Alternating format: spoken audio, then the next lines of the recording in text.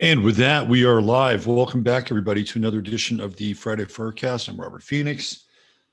I'll be your tour guide here for the next roughly hour and a half or so.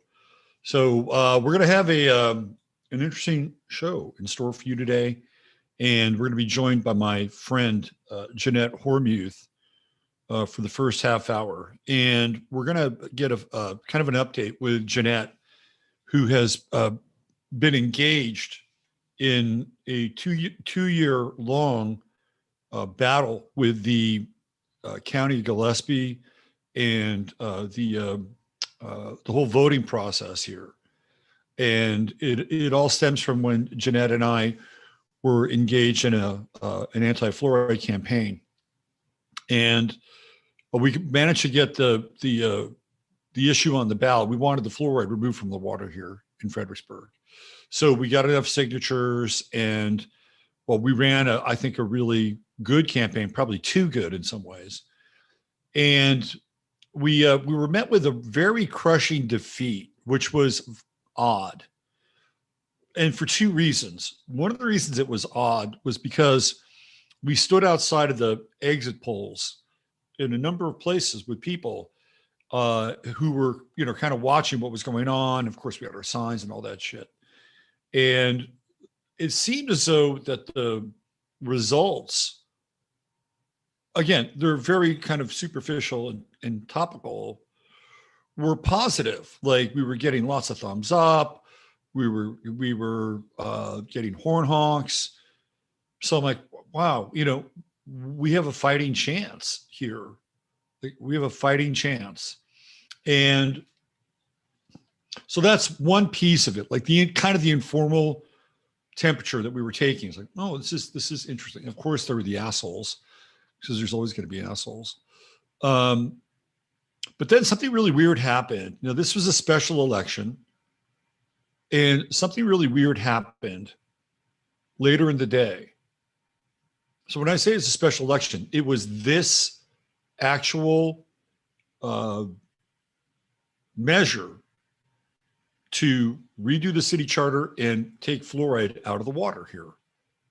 And we were hoping that on the momentum of Kyle and Buda and San Marcos, three neighboring communities here in Texas, in the Hill Country, that we could do the same thing. There was already a precedent.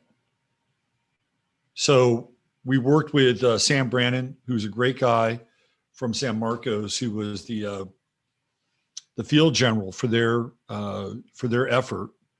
It took 2 years for them to get the fluoride removed, and they had to go through a lot of loopholes. They had to sue the city, but eventually they prevailed.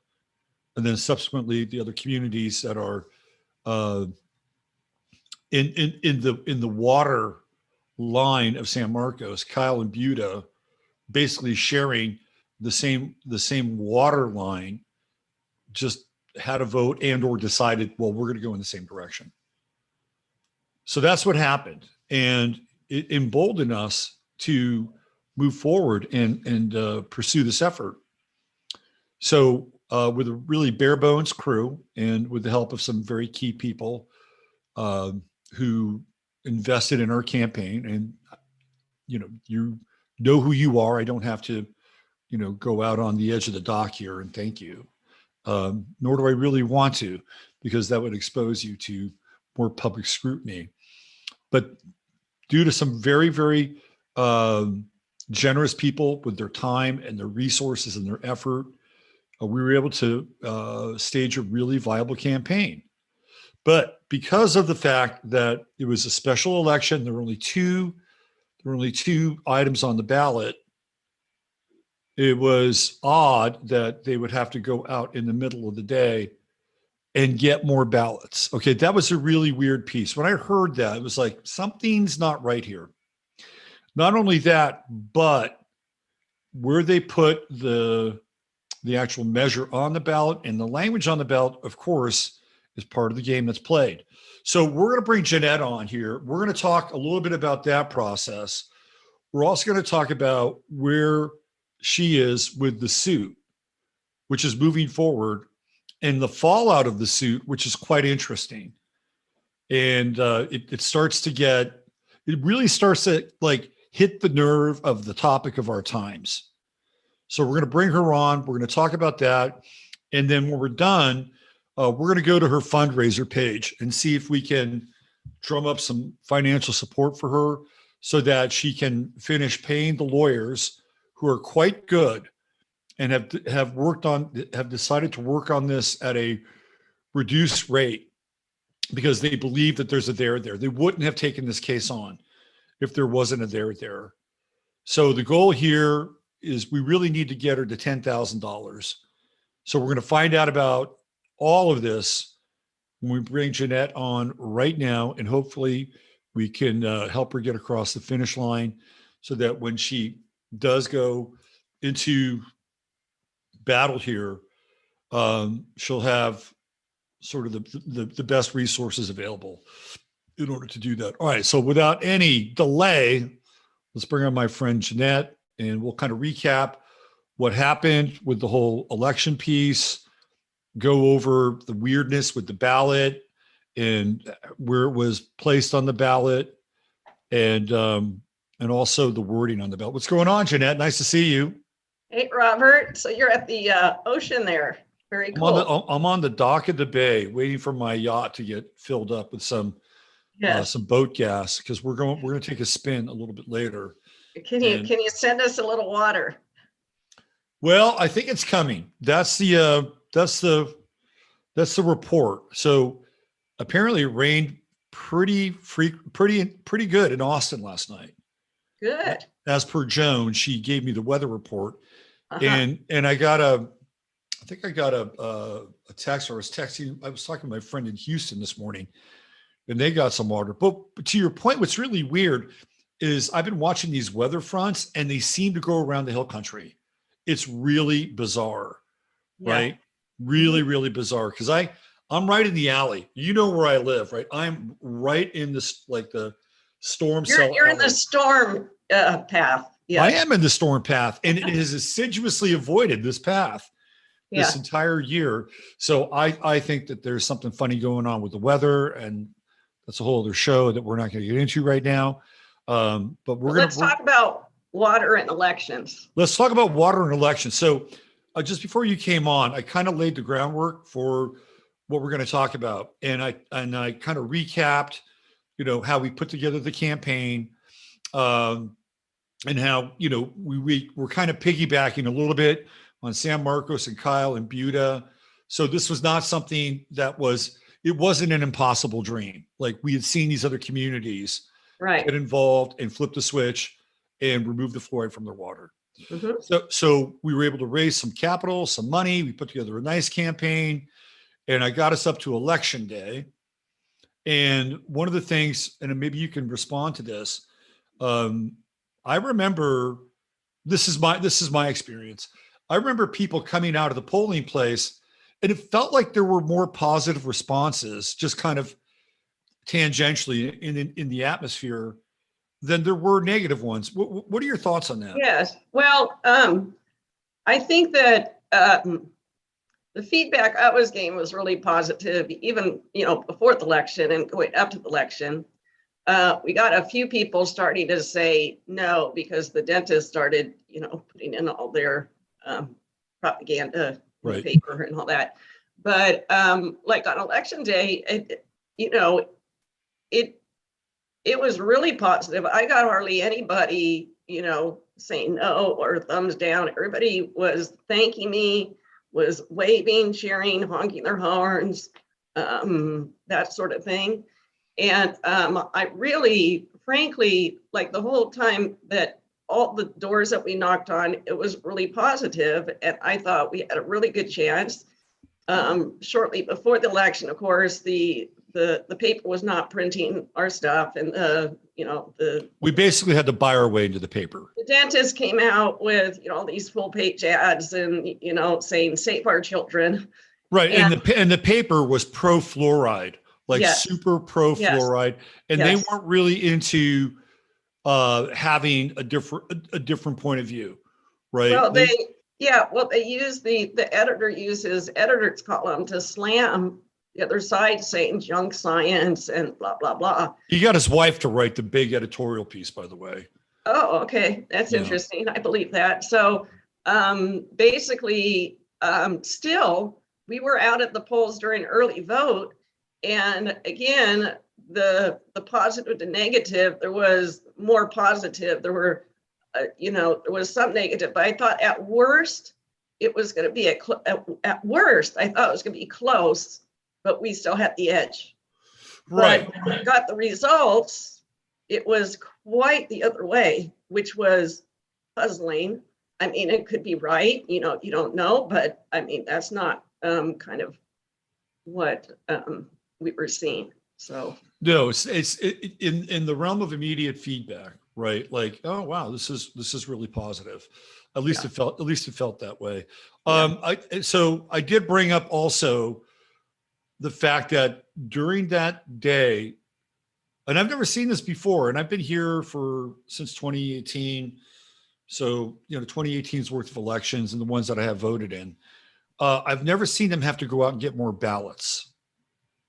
And to me, that was puzzling. You remember when that happened? It's like yes. they ran out of ballots or something. It was really weird. And maybe that's true. I don't know, but I've never seen it with anything else. Yes. Yeah, that's interesting. And those are some of the things, I mean, it's an anomaly, right? It's just one of those anomalies. Yeah, I don't think that's ever happened that I recall. Right. So in this election, all of a sudden now we got to get more ballots.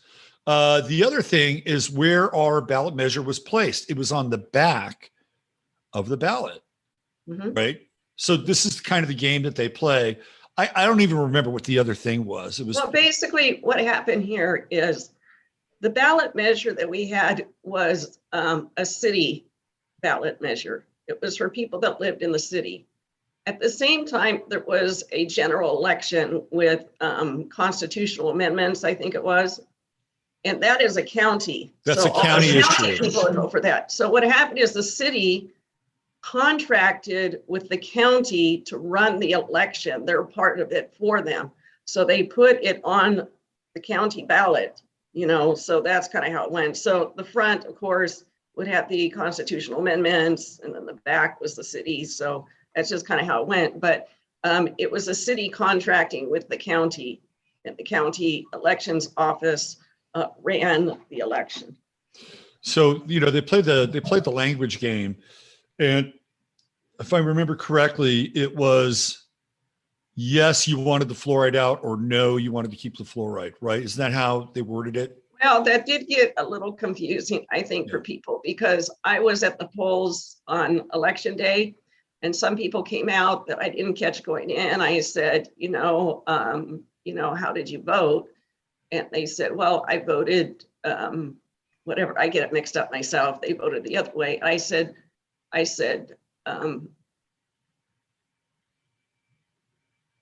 but they were for fluoride, against fluoride. But they actually wanted voting for it, right? Yeah, that was tricky. That was a tricky. They do that anyway with. But honestly, that was our language. We submitted the language because we were coached that having a yes vote is the better advantage. But we were saying yes, we want no fluoride, basically. Okay, so I wasn't aware that we were the ones that provided the language. Okay, well that answers that question. So that's kind of on us, Right, right. All right, so let's go back. That's the day that the election happens, but there's a 2-week period before all of that when people can early vote, right? And you were, and I was down there with you occasionally. You were down at the city polling place where people were going in to vote. Now in Texas, you can, what do they call it? You can what are they, politic or whatever. You can get your signs out there, right? Right. You have to be 100 feet from the door. Okay, but you're allowed to, and I can't remember the word either, but you're allowed to, whatever it's called. anyway, you're allowed to do that. So you can talk to people, you can have signs, you can pass out stuff. I mean, that's part of the process, is free speech. And so we were there, and we were beyond the 100-foot thing. And we kept getting the election judge kept coming out. Remember that? Yep. And he called the police on me twice. Saying I was harassing the voters, or I was obstructing traffic. And if you've ever been there, there's a parking lot that nobody's there. Okay. And when people are early voting, there's not a lot. So one car might come in, and a while later, another car might come in. So as they were coming in and they were in the parking lot, ready to go to some, space, they wrote down their window, and I just would hand them our little thing, talk to them a minute real quick, And so he's saying, obstructing traffic. And then the next thing they did is they moved their sign that they put a sign out there to direct people to go park in the back of the parking lot. Like, there's all these empty parking spots everywhere, and they're all for that building. So anyone can park. But what they did is they then moved this sign that says election parking, and was directing people to the way back so that I couldn't talk to them, Right. because that's in the 100, thing. Right. And at sometimes the judge was just standing outside, just sort of kind of, it felt like a what do you call it, Gestapo or prison guard, standing there, just Right. So an undue amount of pressure and oversight, especially with the cops. I mean, come on, right? Like, what are you really doing? Are you assaulting people? And everybody knows, I mean, me, everybody was laughing when they heard about that, because they go, Jeanette, we would have to teach you how to be like aggressive or harassing, or, I mean, it's absolutely, if it wasn't so, in a lot of ways, if it wasn't so infuriating, it would be funny, right? But it is infuriating because they were engaged in a police state action. That's really what they were doing. This is a police state action, and they were asserting a form of tyranny over you in that moment, right? And not once, but twice. You would think once they cleared up, right? Like, oh yeah, okay, it was about three or four times. So you would think that after the first time, be like, you know what? We're good with her, right? We're good with her. But the police in a city answer to who? They answer to the mayor, and they answer to the city manager, right? So if the mayor and the city manager is directing those police to keep coming back out there, what do you think they're going to do? Yeah, and the police didn't know. Anyway. But even if they did know, after the first time, you would think they'd get the message, right? But 3 times? Well, the police are really nice. Actually, the police are really nice. I'm sure they're nice. They know me, but they said, he just said, and he knew, I think he knew I really wasn't doing anything, but he said, they were telling him that one more time, and the judge was going to get me for criminal trespassing, which is not, which they can't do, because you're on public property. You're on public property. Right. You can't.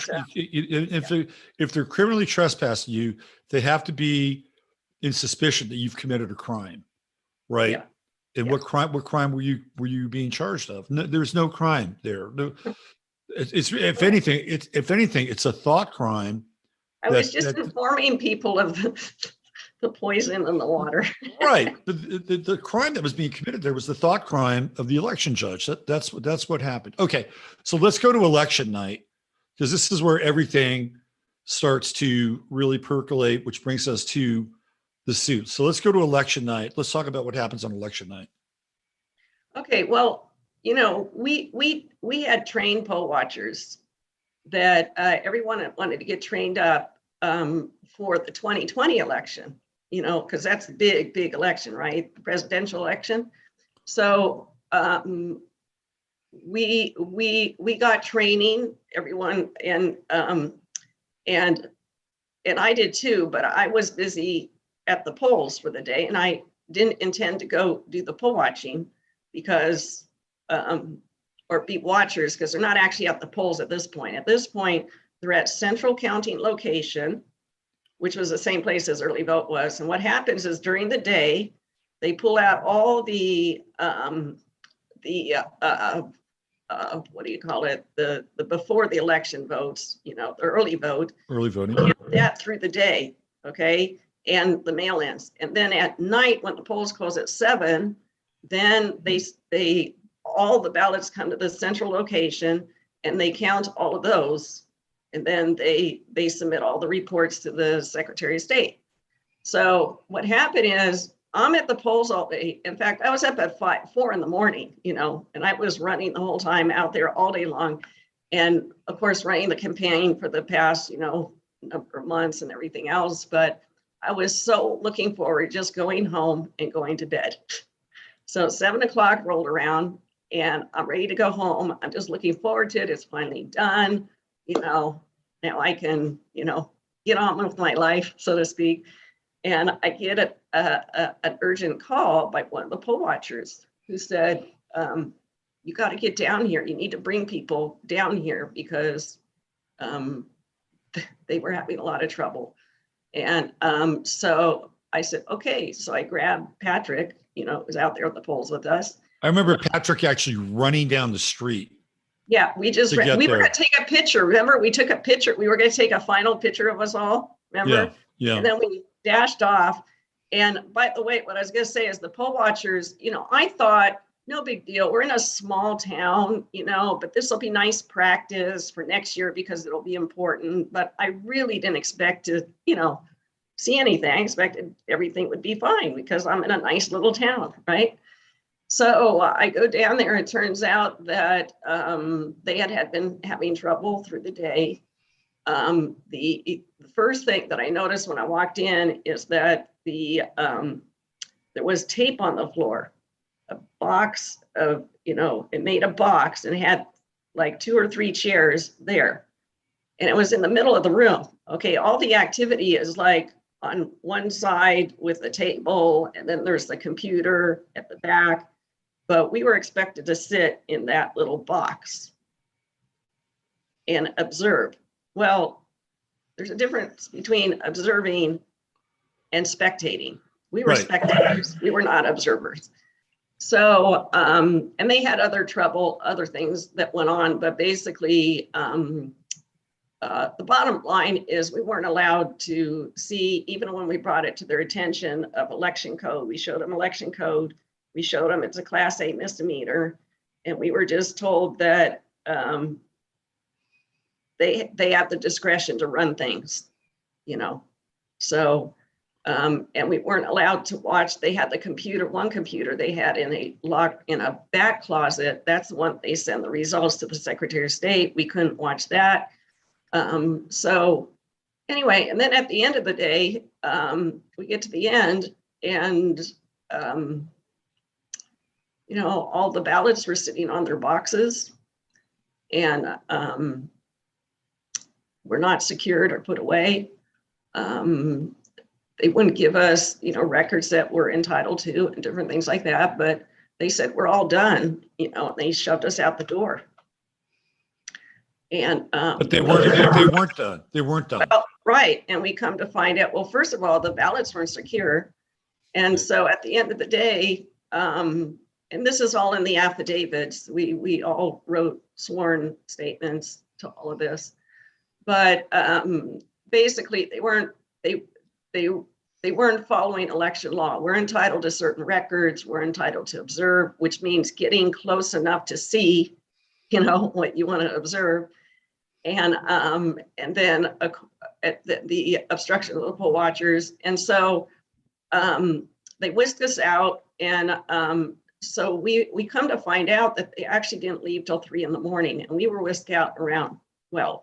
So who knows what was happening, but it's just that when you combine all these things, as a result, we called a recount, okay? Right. So the recount also had all these kind of There were harassment, anomalies. There were also anomalies, right? irregularities, Yeah. harassments, and the fact of not following the law. So we had issues there as well. We had to call the Secretary of State a number of times to get them to speak to them or communicate to them that we are entitled to do this, that, the other thing, which they were preventing us. And then we discovered that 400 ballots did not, roughly 400 ballots did not have the signature of the judge. Now, all the ballots by law, before they're given out to the voters, must be signed by the election judge, okay? Otherwise, they cannot be given out. They're illegal ballots, basically. They're insufficient because that helps guarantee the chain of custody, because you should be able to follow everything to every step and know that that ballot went here and there, the other thing. Well, so 400 of them were not signed. And then we found other things. Once we got copies of everything, and once we went through all the ballots and stuff, we found things. And so we filed the suit because there was enough problems and questions and, serious things that to challenge the election.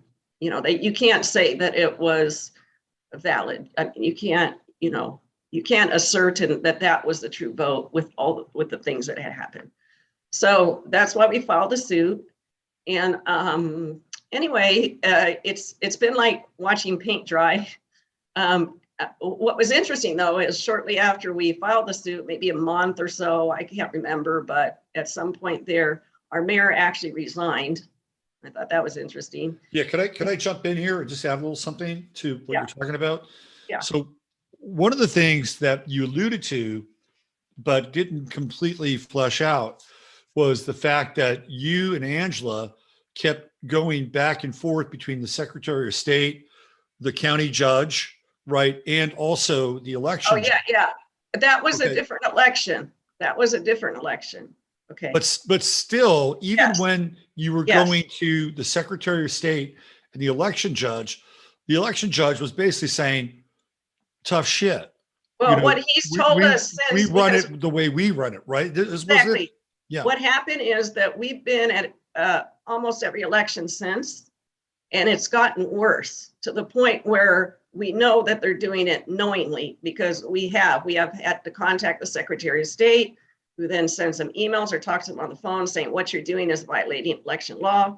Then he'll just do it again or ignore it. The last time we went, he said, well, he just had a different interpretation of the law than the Secretary of State. That's right. But the thing is that who has the authority to interpret the law? It's the Secretary of State. That's in the law. So we have that going. One time he told us, sue us. So we have not been able to see anything. We've been pushed in a corner. One time they actually kept us from we all showed up in the morning, and the three major poll watchers that are most experienced, they barred us from going in illegally. And it took all day before I was finally get in, but we had to called the county commissioners, we called the judge, we called the police. I filed a police report because what they were doing, they were violating a couple laws there. I called the Secretary of State, who sent them a letter. And even after she sent the letter, say that it was unlawful for him to be rejecting me, that here's the reasons you can reject, and it only is if you're ineligible. So, and then he took it and then I gave him a new appointment form, and he rejected me again.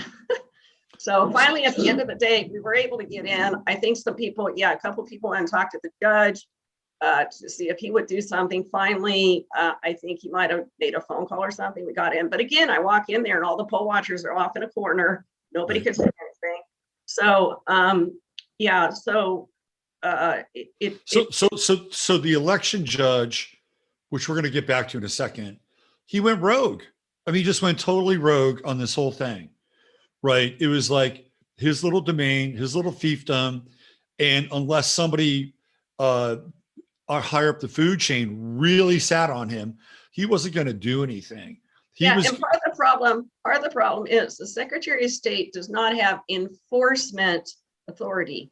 They can only cite the law and tell you you're breaking the law. Right. Problem is that we haven't had, there's not a mechanism to take care of it right there. The only thing you could do is file reports after, and it's a real long process, or sue like we are doing. But this last year, the laws have changed. Some really, they're beefed up more. And now there's some good things in place that are going to make it a little harder for the election officials that are maybe not really doing their job the way they're supposed to. It will expose things and prevent things, and there's penalties and stuff. So I don't know if, by the way, I don't know if that's why they all quit too. Well, we're going to talk about that. First off, there is a predominant thought, which I do share, which is at a national level, like, how efficient or how impactful is this whole process of voting, right? So I have my doubts about the national level, but on a local level, I still believe, particularly with something like fluoride, that people can make a difference. And I'm not going to move off my block with this, right? Because again, I bring up the example of Sam in San Marcos, right? Yes. That Sam and his team made a difference. Now, here's an important point also to bring up when we have this discussion, that they were there inside watching the votes being counted in San Marcos. And then all of a sudden, somebody shows up kind of out of the blue, doesn't really fit the profile of the vote counters. Doesn't belong in the room. Does not belong in the room. And they are there. And then this guy kind of looks around and eventually he leaves, right? That's the story. That's what both Sam they felt that they prevented something from happening because of the fact that they were present. Right. Yes. They mitigated any potential Yes. threat to what could take place. Yes. Right. Yes. So again, I'm just giving you anecdotal evidence, but the anecdotal evidence seems to corroborate the fact that, number one, your vote locally can make a difference. It happened in these communities. And number two, when you're there and you're in a key observational position, it can really make a difference. I mean, even just your presence. Just the presence. People, right. And what's so wonderful is as a result of this, and then the things that are happening in our city of us trying to get people out, people are starting to get involved. They're showing up, they're being present, and it's starting to have an effect. And that's what has to happen, because it's on the local level where we have the most control. We can't do much about what's going on in Washington, but we can protect ourselves here from the outside. But the people have to get involved. And the whole reason why we have so many problems in our city councils and our commissioners and the schools, oh my gosh, the school boards, and then of course election stuff, which, by the way, we're not alone. Like, I'm in touch with poll watchers all over the state, and they have all had these issues: Austin, Dallas, Houston, major issues, and all the stuff that we saw on the national level when 2020 came, that you saw on the news about poll watchers being locked out and all this kind of stuff. You know what? Guys were all over. It's been happening here. We're ahead of the game here. It's been happening here. So before that. So anyway, let's get back to the mayor really quick. Let's get back to the mayor. Yeah. So the mayor, who had already been sued once and lost her suit, now she's on really thin ice. Okay. Yes. Yes. COVID happens, and then the suit, I think, was filed when, in 2019? Was it 2019? No, I think it was the first of the year-ish in 2020. Okay, so 2020, the suit is filed, COVID hits, and she's out. Right. Like, I think it's a combination of not wanting to deal with the whole COVID thing. Yeah. Because it was getting very contentious. And then, of course, the suit, because if she's around and she's found guilty again, like, oh, wow, like, she's done. Like Yeah. she's got that second strike law. So that happens. I think that's significant. Mhm. It's a big piece.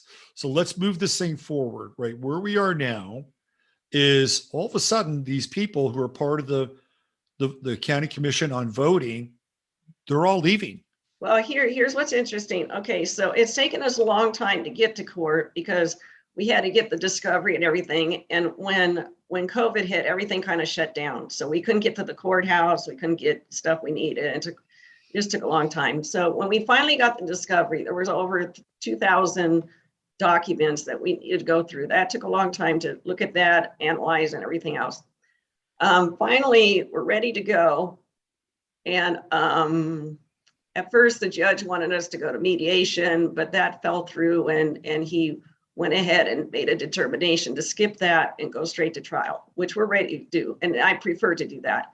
So what happened is we got that notice. The judge set the date. I think it was towards the end of July-ish. I remember I was in California. And then about a week or two later, a couple weeks later, I believe it was, Anissa, he set the date for the trial. It was going to be in the first part of October. After that, Anissa, or I'm not going to say names, sorry, the election administrator. Well, she's a public official. She resigned. Right. Okay. And I go, that's kind of interesting. And then about a week or two later, the whole election department quit. And I go, well, that's kind of interesting. And so anyway, that's kind of where it's at. So yeah, well, what happened as a result of that is that the newspaper started to spew its propaganda. And the propaganda angle of all of this is that these election officials were bullied, they were harassed, they were fearing for their lives.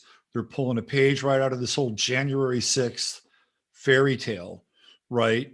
And now who's being demonized? Well, here's an interesting thing I want to mention. When they claimed that they were threatened and stalked, is what they're trying to say, which I don't know anyone who would have done that. I know none of us poll watchers or anybody. That's just crazy. But what happened is she claimed she filed police reports. Well, now I saw it actually in a couple papers, and I know people that have checked, but there is no record of any reports that they filed with the sheriffs or the police. So, yeah. Yeah. So basically, what they're doing is they're playing the victim role, right? They're the victim now, because theoretically, if the judgment goes in your favor, they're in the wrong, right? And that election may not stand. We're not sure how this thing is going to be adjudicated. Well, it is on the judge. It is Right. on the judge. So you never know there. But we feel really excited to get to court, and we feel we have a really strong case because we did run across some other things in discovery that are really pretty great as well. So we're and even just the fact of filing the suit and doing what we're doing, it's having an effect, which is really good. So anyway, you just do, in my opinion, you just do what's been given to you to do what's right. If you are in a position to do so, and because I have standing, I was the one that would need to file that, and it needed to be done because there were too many questions. And now, like I said, we're ready to go to court with it. And we'll see what the judge, you never know about judges. So I want everybody to please pray, of course, for, the truth to come out. And then I need to raise $10,000. Right. So let's get into that part of it. Let's see, here it is right here. I've got your fundraiser page locked and loaded, ready to go. And I'm going to put a link to this in the notes for the show page. And let me just move this screen up a little bit. Just going to close this. That's great. So there's a summary down below of the press release we sent out when we first filed. So it kind of gives a summary of kind of what is in the petition. And then down below, there's a link to the petition. And then also the different supporting documents. One thing that's in there, but I noticed the link has shut down. I don't know, I have to check it, but we had the affidavits in there, which helped tell the story too, but I have to see what happened with that. But anyway, so this is just one of those, this is like GoFundMe, you just click and right. And we chose this because it was a little safer in terms of not being shut down. And I think even the transfer rates are more affordable. Right. Right. And they've been pretty good so far. We haven't had any trouble. So yeah. So I'm going to put the link here in the show notes. So if you feel like throwing down some money to help Jeanette cross the finish line, that'd be greatly appreciated. I'm gonna donate today when the show is over. And it says 20,000. That'd be great. You get 10. You'll be able to take care of your lawyer's costs. And I think that's an important thing to recognize, that you have two lawyers involved here. One that we worked with when we put together the fluoride campaign, and then another lawyer who, from what I understand, is really good. And they both think that there's enough of a there with this case to take the case on, and even at a reduced rate. Right. Yeah, they're even giving me a reduced rate. And the major lawyer has worked with us before, and he's done these this is kind of his area of expertise. So, and he's a real good guy, real solid. Yeah. So, and he gets what's going on in the world and all that. So, I'm really thankful to have him. And but it does cost money. So, which of course I don't have, but I have the fight. So if people can help me with the money part, we'll take it all the way to the finish. Okay. Well, we'll make sure that link shows up in the show notes page. I want to thank you for coming on here and giving us an update. And again, your journey is like the journey of America right now, right? It's you've been on the front lines with this stuff since I've known you. And not only that, but you were ahead of the curve with the whole poll watching thing, because in 2020, what did we see? We saw basically, people being roped off and, oh yeah, you can look through that window from 100 feet away. Right. So you were ahead of the curve on this thing way back in 2018. So, I commend you. I respect you. I love your effort. You're a true American. If we're going to use the word patriot, you would qualify. And I'm thankful you're here and thankful you're in the game. So let's see if we can support you. Okay. Thank you, Robert. And thank you for all you do. Your voice is so important, and we all need to do our part. Everybody has gifts, and they're all necessary. So yeah. And let me just circle back really quickly to, again, your involvement. When I moved here, like, you were like one of maybe 2 or 3 people that would show up at the city council meetings, right? I mean, they were just running the show, like whatever they wanted to do. And nobody knew what was going on. I really think that this whole thing started to turn with the fluoride campaign. Yes. I really do, because that's when people started to meet, connect. We got to connect with Angela. We did our presentations with her group, right? And then all of a sudden, this network started to mushroom a little bit. And you were telling me that during the last city council meeting, all these people were coming up and speaking, articulate, fact-based. It was just like, that we hit, all of a sudden we have an A team, right? And the A team has got their sights set on what's going on locally. So again, you were there at the beginning, and now, the reinforcements are showing up. So thanks again.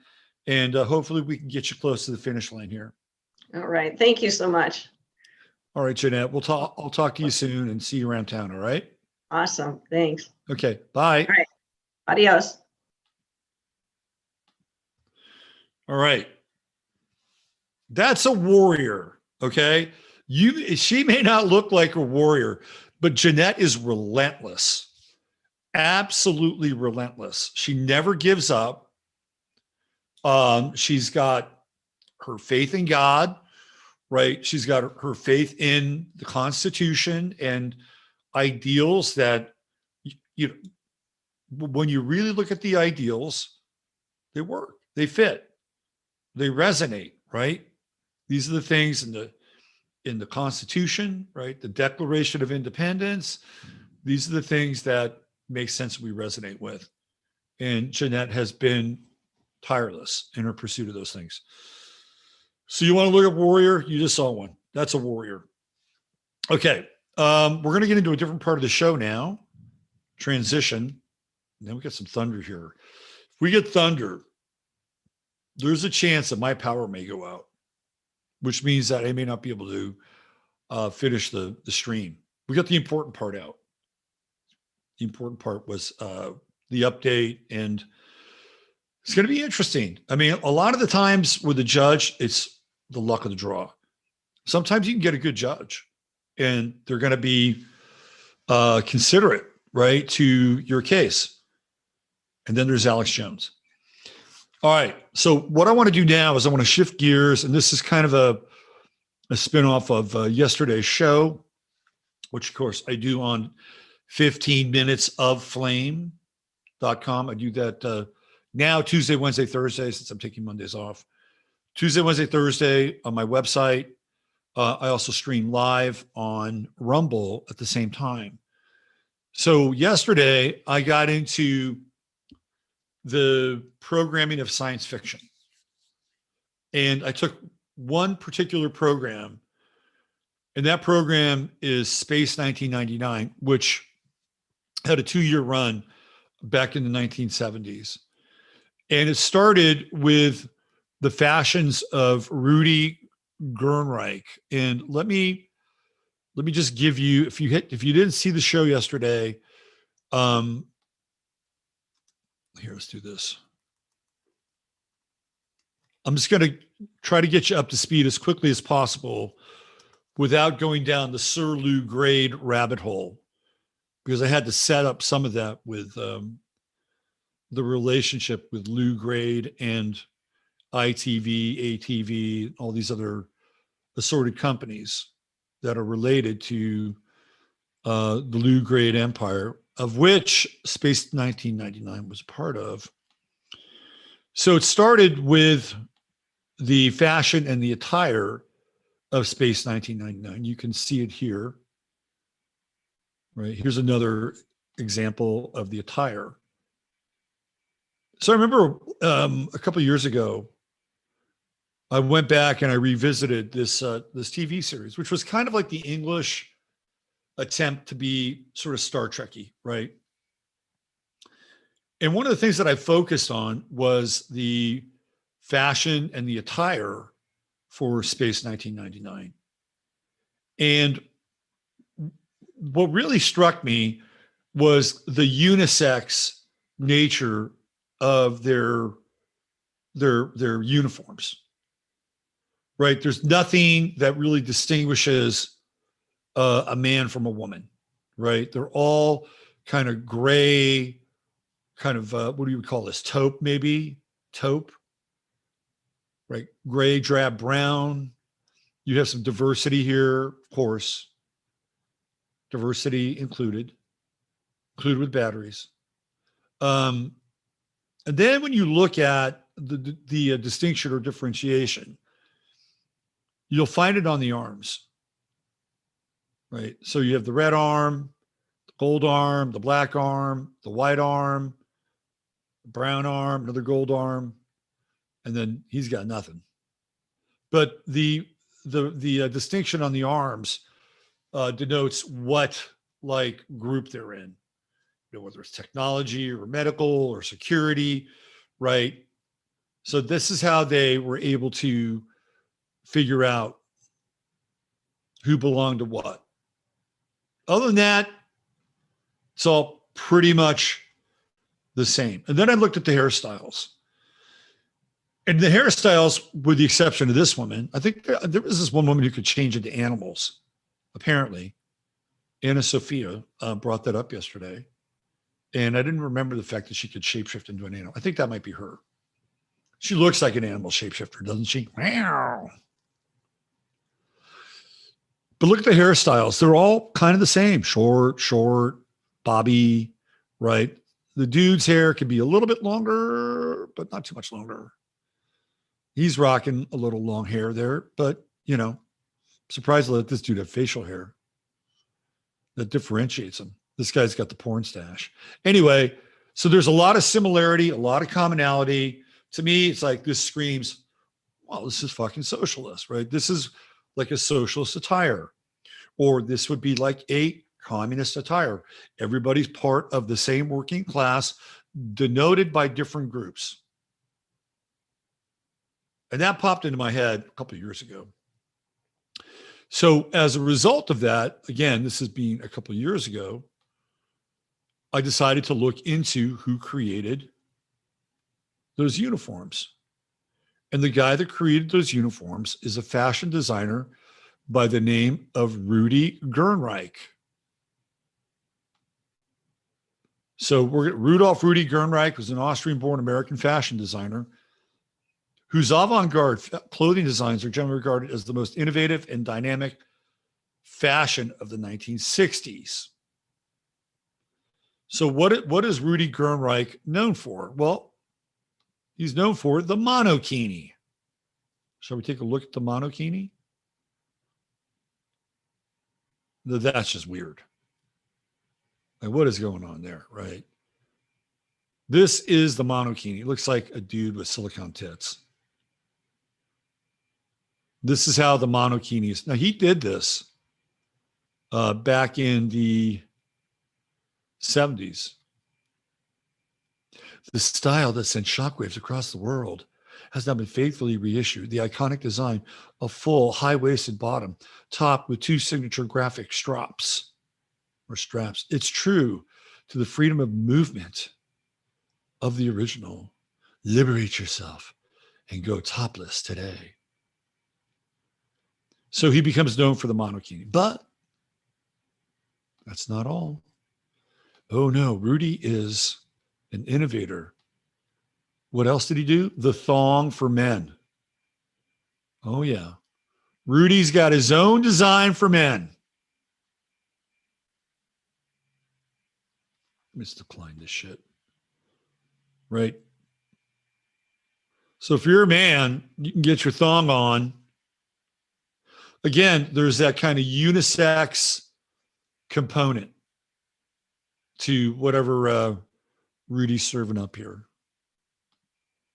But we're not done. There's the original thong right here.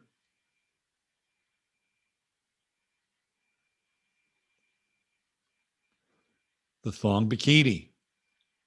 He's the guy. He's the guy that said, let's take it right up the butt.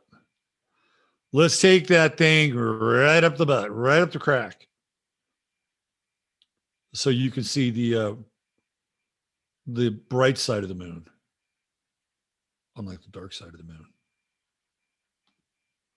And then, of course, the bikini bottom, the ultra high cut thong bottom, stripped down and sleek up. These are the cultural achievements of Rudy Gernreich, right? There you go. So one of the things that Gernreich achieved or accomplished, of course, he's gay. Rudy's gay. So one of the things he accomplishes is the objectification of women. It's like, let's objectify them all in the name of liberating the body. Now, look, I'm not a prude. I'm not a prude. I'm not suggesting we go back to the Victorian era swimsuits, okay? However, if you're a Muslim woman, you can't go in a swimsuit.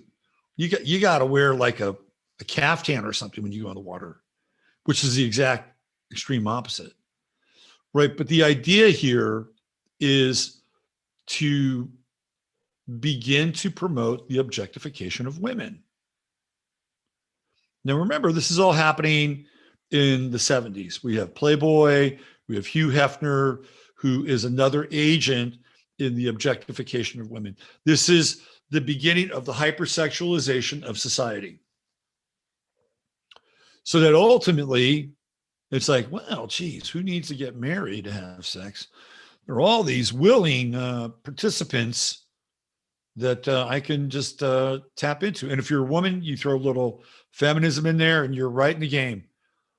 Pop the pill, right? The birth control pill, the brainchild of Carl Gerasi and Syntex out of Mexico, and you're on, right? So we're talking about the beginning of the dissolution of an establishment, the thing, the nucleus that holds us together. So Rudy Gernreich is a disruptor in that world. Now, whether that's intentional or not, you can be the judge. I'm going to go with intentional. It's kind of how I am. It's Mars and Gemini. I'm going to attack with a point of view, right? So this is Rudy Gernreich. This is the guy who ultimately does the fashions for Space 1999. The unisex, like, it's drab. It's totally drab. And I even remember going back and watching like an episode. I think I have the 2-box set of Space 1999 stuff. And going back and watching, and even in my imagination, like trying to think, like, is that woman sexy? Is that a sexy woman? I mean,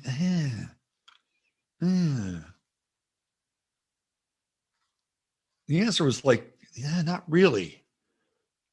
So there's a reason for that, right? There's a reason. They want to create this idea of the future where everybody is equal. Everybody's equal. Everybody basically is the same, that there's theoretically no rank, only a division, right? Like, this is your work group. So it's all socialist programming in terms of the fashion. Now, Rudy Gernreich gets to the show through Barbara Bain. Like, she's living in LA. She's married to Martin Landau. She gets Rudy Gernreich to do the show. Barbara Bain, baked in the cake, socialist from where? Chicago. So you can see here, right, how science fiction can be used to promulgate and promote ideas that are futuristic. I talked about this. When we get into science fiction, we suspend our belief. This is why science fiction can be very powerful. We suspend our belief. You have to agree to certain things in order to participate in the show. And in this show, Space 1999, a freaking moon blows up. That's the premise. And now a big chunk of the moon with Space Base Alpha, whatever it's called, is now floating through the universe. So immediately you have to suspend a lot of belief, like, where do they get their power from? Right? You're just on the journey on a rock in space, and then you're going to encounter alien species and time anomalies and all the other shit that goes on with stuff like that. So when you suspend your belief, now all of a sudden you have a fashion statement. It's like, oh, look, everybody's equal. Oh, isn't that nice? Now, Star Trek kind of did this to some degree, but they also didn't. Star Trek, what do you remember from? I know what I remember from Star Trek. Cleavage and short skirts. Like, there were men and there were women on USS Enterprise. Moonbase Alpha, it's hard to tell. All right, so who or what, or the who and the what is driving the ideas of Rudy Gernreich? I have an answer for you. It's his lover. And his lover, see, there you go. Fashion is social commentary. Gernreich was very much against sexualization of the human body. Well, why the fuck did he make the monokini? You don't think that's a sexualization of the human body? You don't think that the thong, where you get to see the twerk muffins right out in the open, you don't think that's sexualization of the body?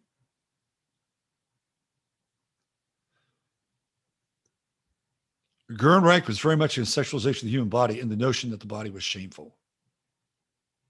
was essentially, Gernreich developed strong feelings about society's sexualization of the human body and disagreed with religious and social beliefs that the body was essentially shameful. He wanted to reduce the stigma of a naked body, to cure our societies of its sex hang-up, as he put it.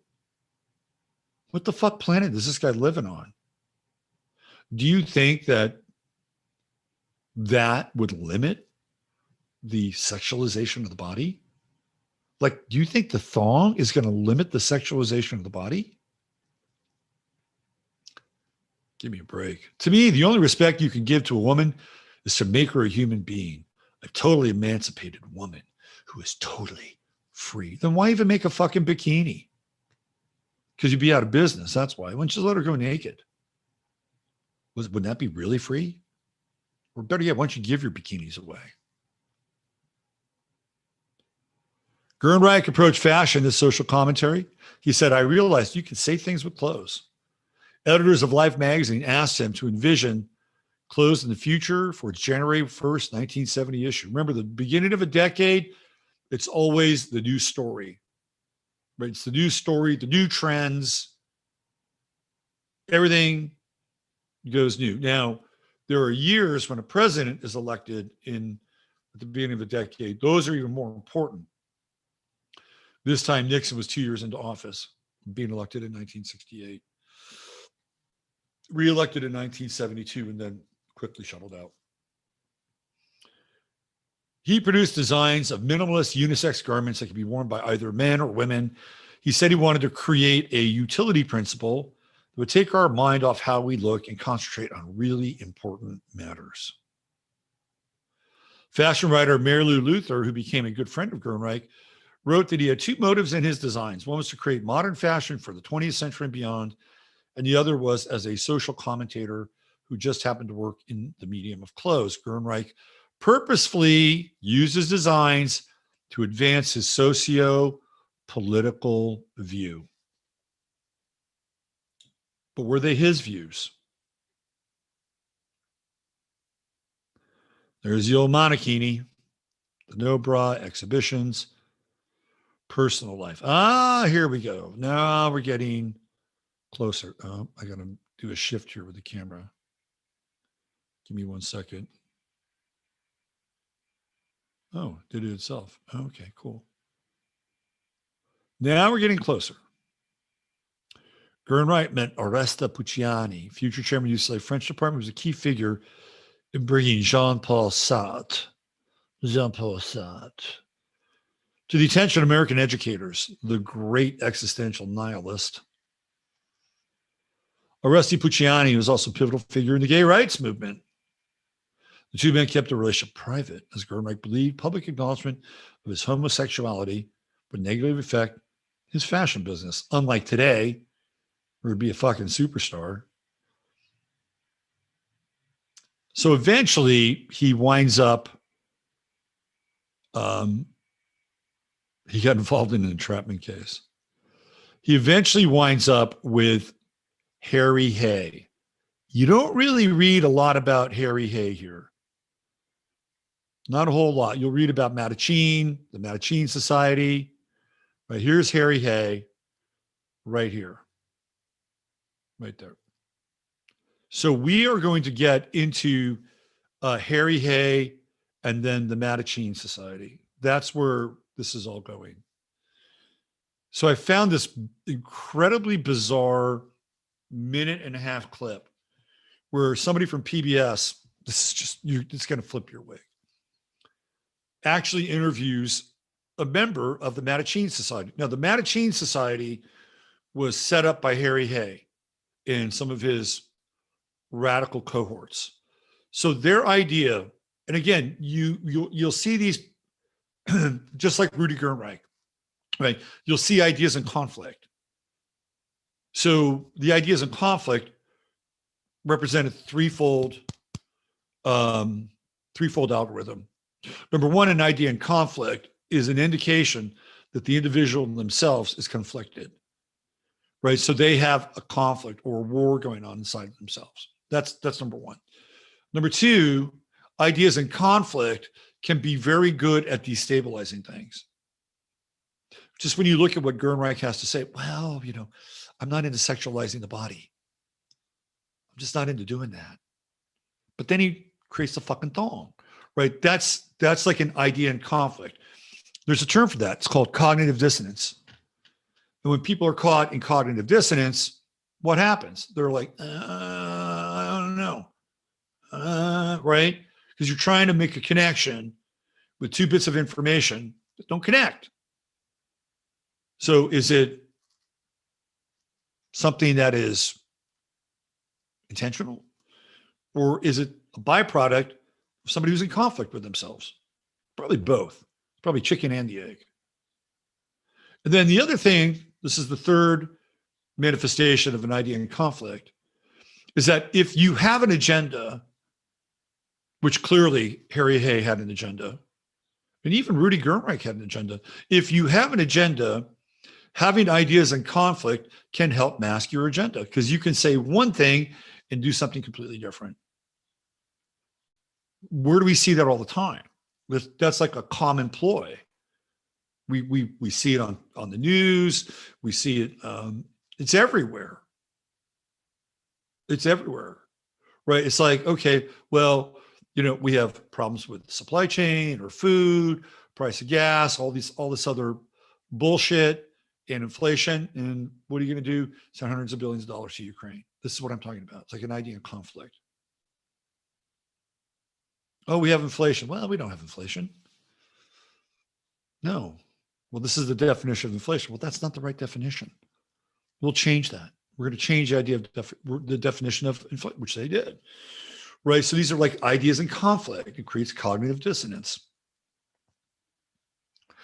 We're going to save the environment.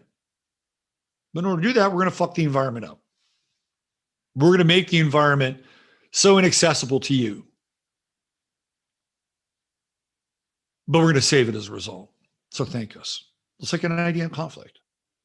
So I'm going to show you this interview with the Mattachine. Well, a guy he's the weirdest fucking dude. So I'm going to show this to you, and I may wind up playing this once or twice, just because it's like so incredibly bizarre. All right, let me get into this. So this is a PBS special from, I think, 1966, if I'm not mistaken. So Richard Inman, look at that name, Dick Inman. Who makes this shit up? His name is Dick Inman. Was president of the Mattachine Society, one of the earliest gay rights groups. His goal was to legalize homosexuality between consenting adults. When you go into Mattachine Society, you know who you come up against, or is a peripheral influence, is Alfred Kinsey. So now these guys are basically saying, hey, look, now, back in the day, if you were gay, you could get arrested, right? Like if you were gay and you propositioned an undercover cop, you get arrested. Gay bars were completely underground, right? There were laws in place that made it more difficult. Wherever you weigh in on that, right? Wherever you weigh on that. So there's a part of me who was like, well, fuck it. Like if somebody is gay and they want to hang out and have a relationship with another gay person, that's their business, right? So there's a part of me that's like, why should somebody be punished for being gay? To me, that is my egalitarian side. Steve Mars and Gemini. The other side is, well, maybe these laws were in place to keep us from where we are now. And if you really, really are honest with yourself and look at the laws and look at how they acted as a type of governor, even though you're not going to prevent people from doing whatever they're going to do, right? But if you remove the legal precedent, it's kind of like, we're not going to arrest people for shoplifting. Have you seen what's happened lately? Have you seen what's happened lately? I saw a video yesterday and it was a mob. I'm not talking I'm not talking the lone bag man in a Walgreens in San Francisco. I'm talking a fucking mob. And they went into a 7-Eleven and they hit it like a swarm of locusts, including going behind the counter. And nobody was there. Nobody did anything, right? How did we get there? We got there because we relaxed the penalty for that sort of thing. And in the summer of Floyd, it was like, oh, there's a fire over there. Have some gas. It's on us. That's what happened. The whole summer of Floyd was an accelerant on the social condition. When people look back, wow, look at that. Boy, we got away with some shit. Hey, they just passed this law. And then all of a sudden, there's more license, more license, more license. And then you have the breakdown of society, which is what we're seeing now. So again, the egalitarian side of me is like, why should these guys be fucking arrested? If you want to be dick in man, why should you be arrested?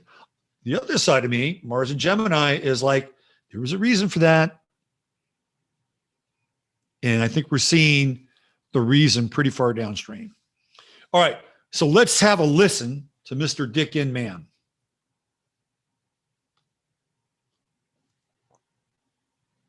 Up about, I forget, some years ago, over 4 years ago. It's not my cup of tea. Oh, that's the end. Let's start from the beginning. Look at this guy. Look at him. Oh my God. You know what he reminds me of? He looks like he's a fucking alien playing the role of a human. Look at him. Ooh, Dick and Man is creepy. Okay, so here we go. Just watch his face.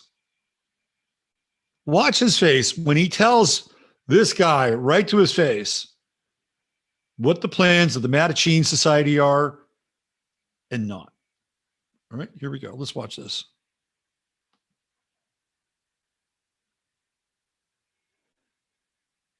As homosexuality between consenting adults was a reluctant participant in tonight's program.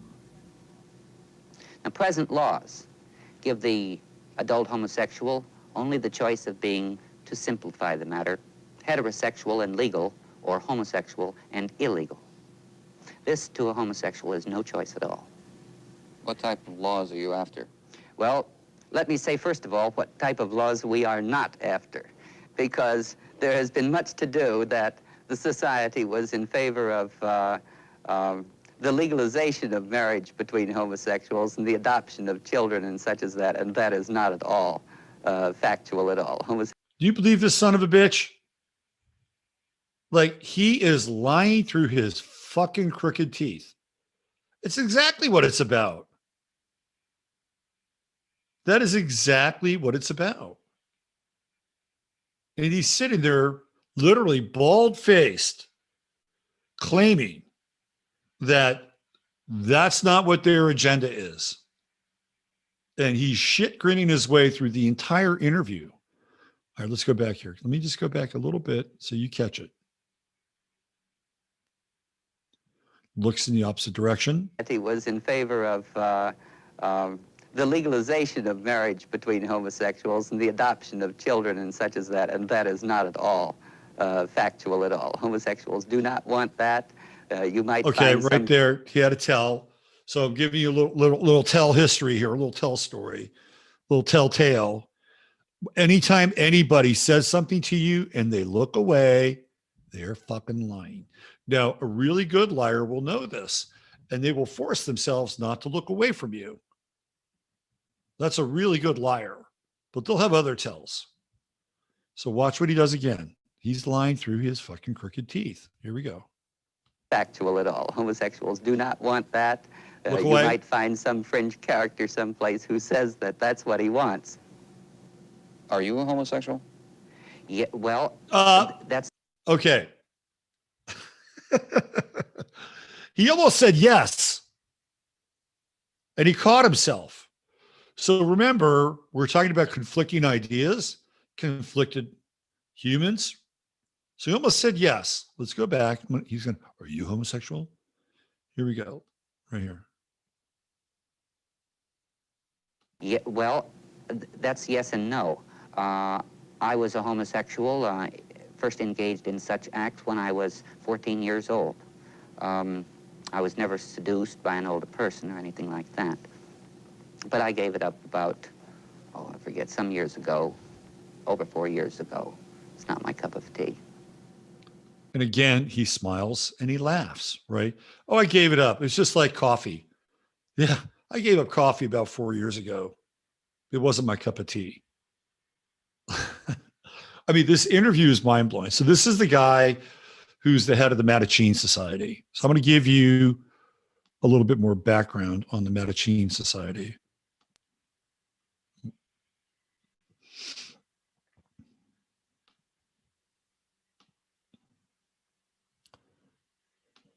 So this is where everything starts, right here. So the Mattachine Society, founded in 1950, what do we have? We have another 0 year, was an early national gay rights organization in the United States, perhaps preceded only by Chicago Society of Human Rights. Communist, okay, this is important now, communist and labor activist, Harry Hay. Who is Harry Hay? He is Rudy Gernreich's longtime lover. And did you see Harry Hay's ideas essentially being expressed on Space 1999 through Rudy Gernreich in the socialization of fashion? I sure did. The group formed the group with a collection of male friends in Los Angeles to protect and improve the rights of gay men, branches in other cities. And by 1961, the society had splintered into regional groups. At the beginning of the gay rights protest, news on Cuban prison work, camps for homosexuals, inspired Mattachine Society to organize protests at the United Nations and the White House. So Harry Hay conceived of a gay activist group in 1948. This goes all the way back to 1948. After signing a petition for a Progressive Party presidential candidate, Henry A. Wallace. Henry Wallace, that was FDR's Secretary of Agriculture, right? Let me just make sure I have that Henry Wallace right. Served the 33rd vice president. Yeah. So this guy, Henry Wallace, who was also very much into spirituality. He was out there. Henry Wallace was out there. So he was the 33rd vice president. That's an interesting number. And the 11th U.S. Secretary of Agriculture. So 33 and 11. After signing a petition for Progressive Party presidential candidate, Henry Wallace Hay spoke with other gay men. By the way, Wallace was friends with Nicholas Roerich, the esotericist from Russia. Interesting character, another show. About forming a gay support organization firm called Bachelors for Wallace. Encouraged by the response he received, Hay wrote the organizing principles that night, a document he referred to as the Call. So they've got a manifesto. However, the men who've been interested at the party were less than enthusiastic the following morning. Over the next 2 years, Hay refined his idea, finally conceiving of an international fraternal order to serve as a service and welfare organization devoted to the protection and improvement of society's androgynous minority. Oh, kind of like Space 1999. Oh, he planned to call this organization Bachelors Anonymous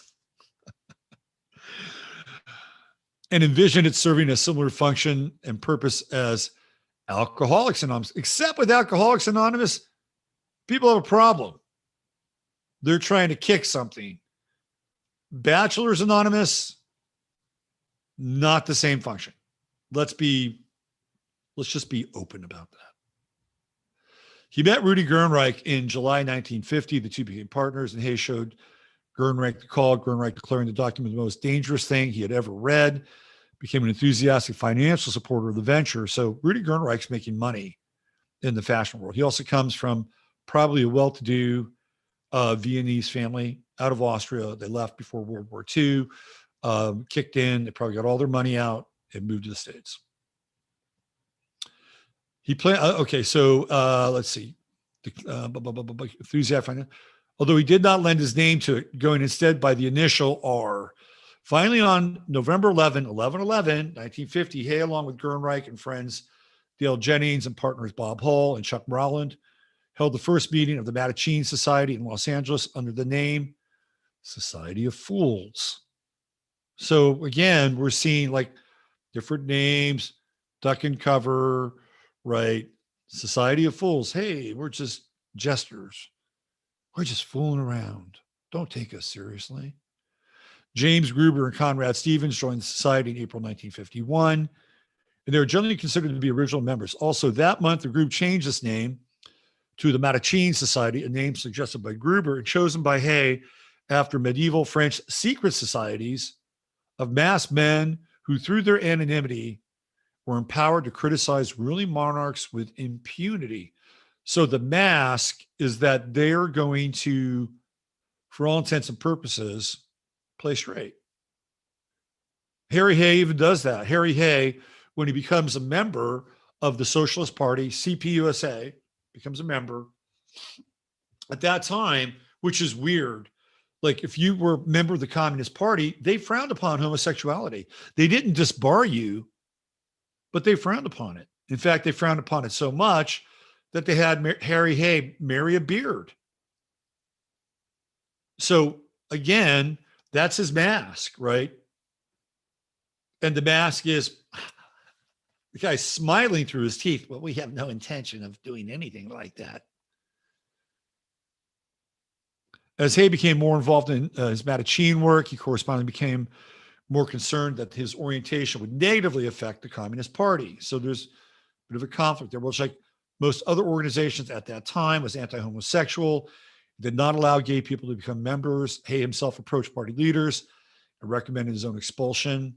The party decided to expel him as a security risk, but declaring him a lifelong friend of the people in recognition of his previous work for the party. Well, they married him off. He had to have a beard.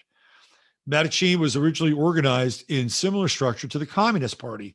So when you really look at this, and I would love for James Lindsay to dive into this, because you can see where these agendas eventually converge, right? Socialism, communism, unisexuality, homosexuality, subversion, and revolt. They're all part of the same monad. Ultimately, they fuse together because look at it now.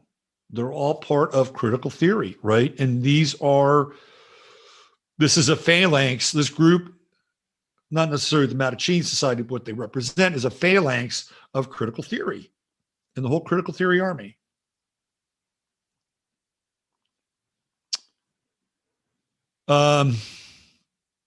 Mattachine, okay, so we talked about that. Sells oaths of secrecy, 5 different levels of membership. So we're talking about a secret society too, which means it's occulted, each of which required greater levels of involvement and commitment. As the organization grew, the levels were expected to subdivide into new cells, creating the potential for horizontal and vertical growth. So they are thinking this thing fucking through. This is a long-term project, a long-term plan. And what is their goal? It is revolt. It's a revolution.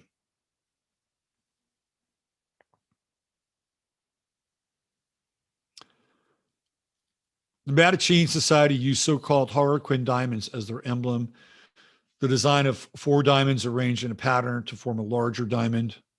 The French group, in turn, named in turn after Mattachino, or the anglicized Mattachino, a character in Italian theater. Mattachino was kind of a court jester who would speak truth to the king when nobody else would. The Mattachine, from Arabic mask wearers, was originally Moorish. Hispano-Arab sword dancers who wore elaborate, colorful. So this is cultural appropriation. They're fucking, culturally appropriating a Moorish Arabic tradition. Shame on them. Most of the Mattachine members were communists. Surprise, surprise.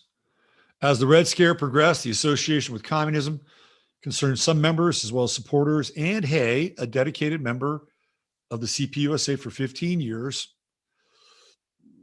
stepped down as the society's leader. Others were similarly ousted, and the leadership structure became influenced less by communism, but has its roots there, replaced by moderate ideology. Is that true?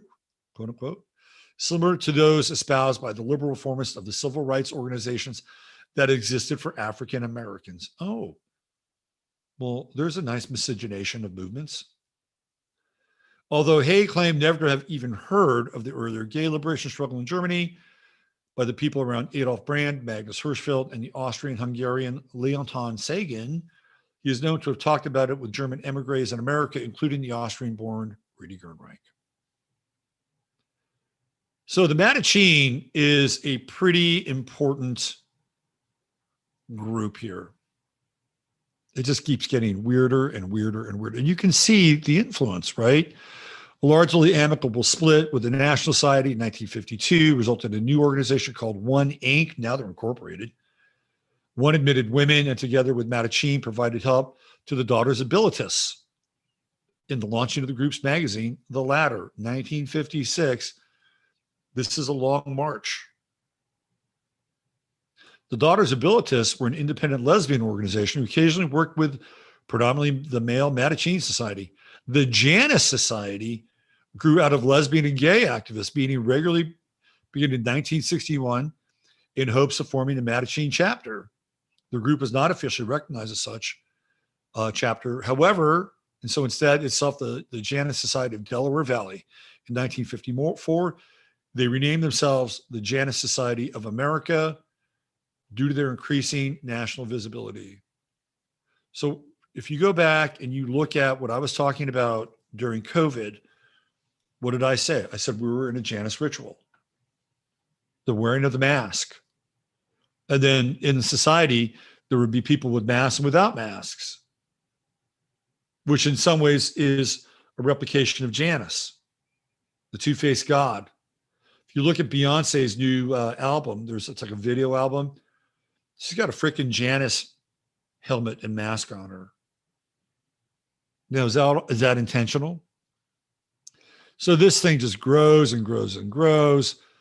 So January 1962, East Coast homophile organizations ECHO was established with its formative membership, including the Mattachine Society.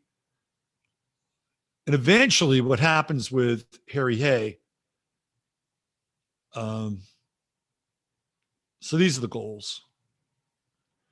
Unify homosexuals isolated from their own kind, educate homosexuals and heterosexuals towards ethical homosexual culture, paralleling the cultures of the Negro, Jewish, and Mexican peoples.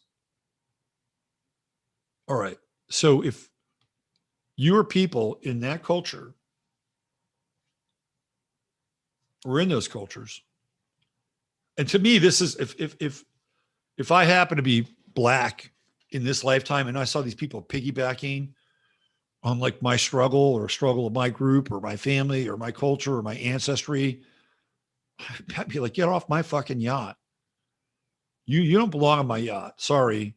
I don't even care if we, share the same ethnicity. You got double trouble. But, you might be able to ride on the yacht once you denounce that other thing, right? I mean, I'm being a little tongue in cheeky here, but I've always felt, to me, like, and even Jason Whitlock talks about this. It's like they're using this whole idea of race struggle, civil rights struggle to basically like piggyback on it and then leapfrog over it. Who's more important now? Who's more important now in terms of the struggle? 2 years ago, it was George Floyd. Is that where the struggle is today? It's part of the talking point. It's always part of the talking point. But I would say the answer to that is no. And the figureheads for the struggle are the people that you're not allowed to talk about now. Just ask James Lindsay. He was banned for using the word groomer. They had to come up with a new word for monkeypox, right? This is where we are. I'm just giving you the data points. So this whole thing with critical race, that's getting further and further in the rearview mirror. And now we're on this like bullet train with pronouns, gender identity, and being driven by the roots of where all this started, which is the Mattachine Society. Now, Harry Hay eventually, so he's around Los Angeles. Here, I'll go into his bio a little bit here, a little bit more.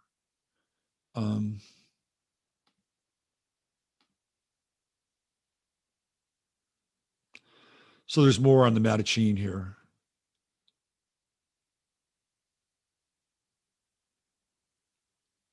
Here, I'll show you. So this is another brief. So this is the Library of Congress. LGBTQIA plus studies. If we know what the plus is, it's minor attracted persons.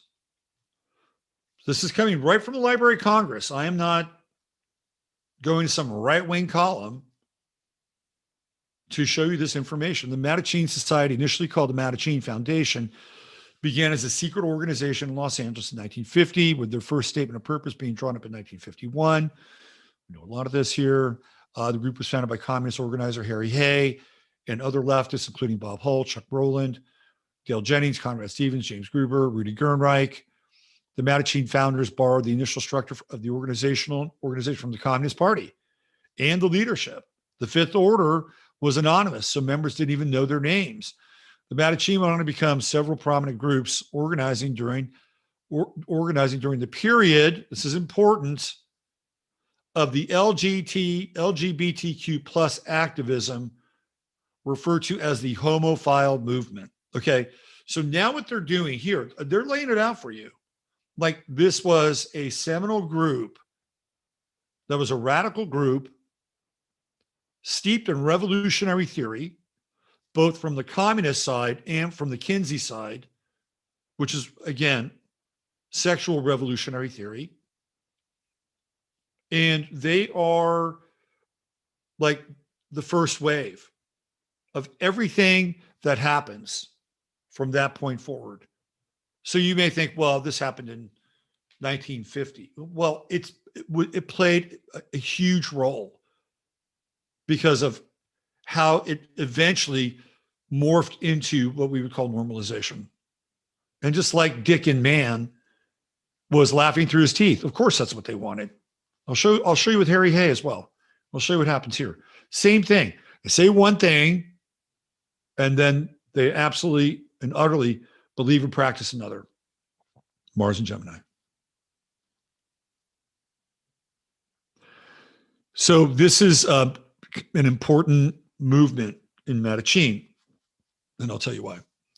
Around 1957, the Mattachine Society moved their headquarters from Los Angeles to San Francisco.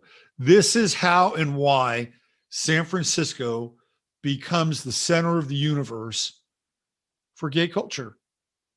It's the Mattachine Society. They're planting their flag in San Francisco, and they're going to turn their secret society, their revolutionary movement, into a political force that ultimately manifests in Harvey Milk. This is an important movement, right? You can see it. It's right there. You ask yourself, well, geez, how did San Francisco get this way? There it is.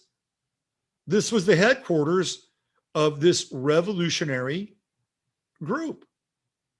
So they're going to recruit members. They're going to have safe houses. right? This is exactly what's going to happen.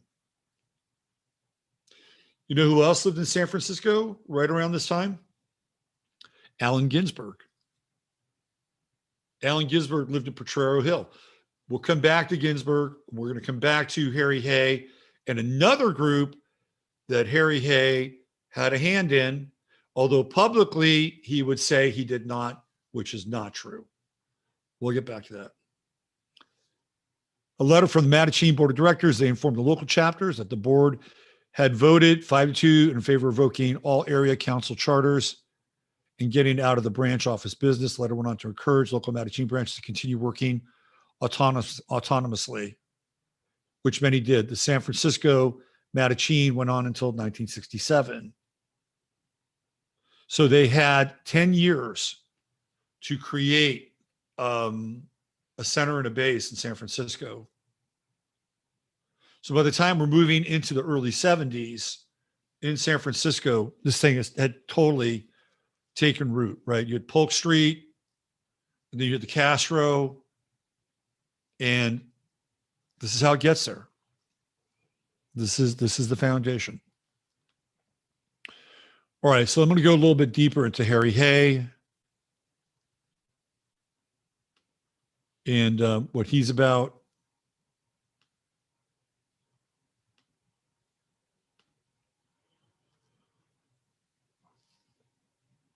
All right. So one of the things that is often attributed to Harry Hay is his relationship with NAMBLA.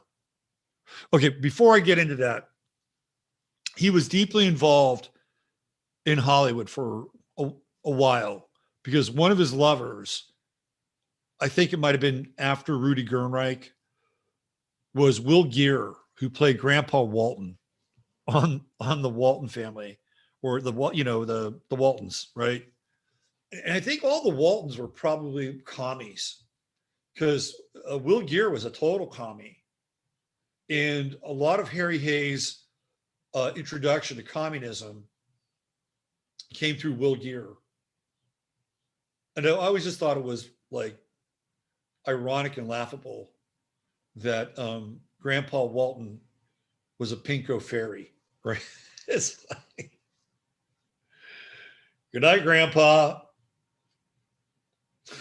I'm sorry. I was going to go to a dark place there. But that's also showing you how these ideas are proliferated through the Hollywood network. Oh, let's make movies about it. Let's place these people in shows. Let's keep this thing kind of beneath the surface, but we'll bubble up the influence. All right, so I'm going to show you this right here. So Harry Hay, when you read about him, you'll see NAMBLA. You will see NAMBLA as it relates to Harry Hay. Like, directly or indirectly, he's involved, which is why they link the Mattachine to LGBTQ plus AI plus whatever, right? Harry Hay, founder, 1950, first American gay group to survive, the Mattachine Society, co-founder, Gay Liberation Front, Southern California, 1969, blah, blah, blah, blah, blah, blah, blah, blah, blah, blah. Harry was a vocal and courageous supporter of NAMBLA. So he died at 90, October 24th, 2002. Courageous supporter of NAMBLA, intergenerational sexual relationships. Though since his death, many of the assimilationists in the gay and lesbian movement, including its most prominent organizations, have already sought to erase that part of his radicalism, not to mention his communist roots and vocal critiques of their own approach to the powers that be. In order to bring truth to the record, I have transcribed these comments. So what's interesting is they're trying to scrub, and this guy, by the way, this guy is gay. He's gay. So he's not some right winger. Like, he knows Harry Hay. And he's like, fly your freak flag high, brother. Because they're trying to diminish your ideology, which is communist, and your patology, which has to do with kids. All right, so let's keep going.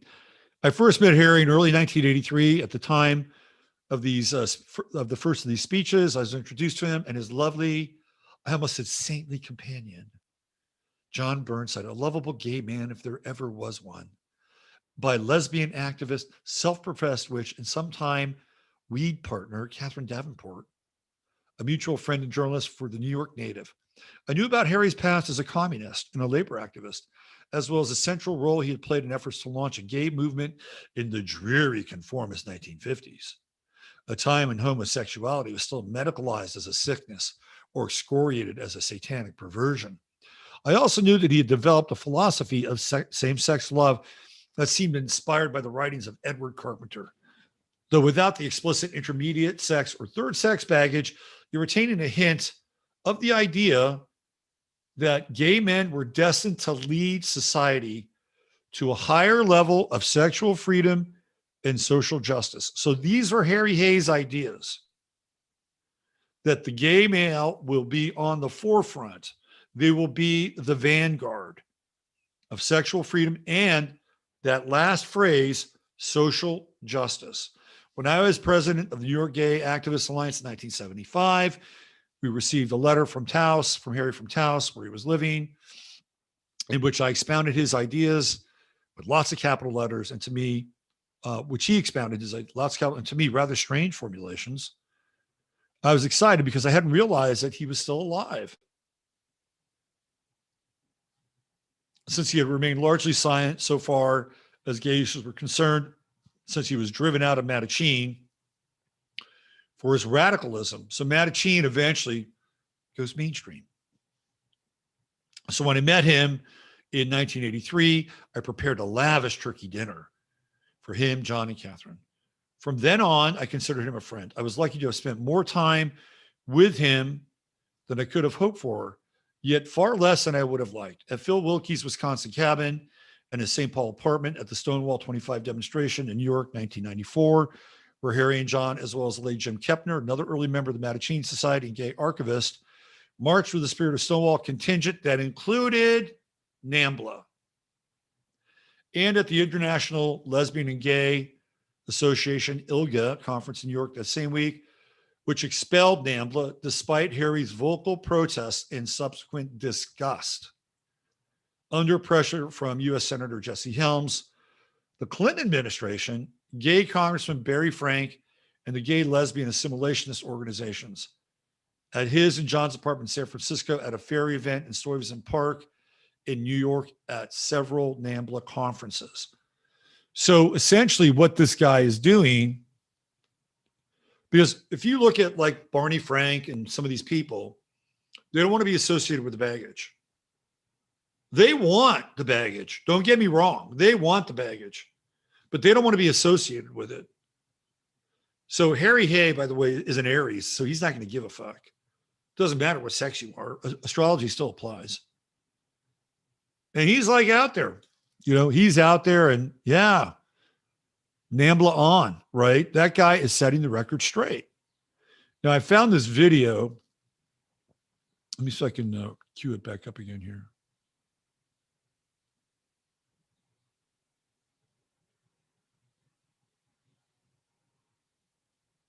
What is this? Is this from today?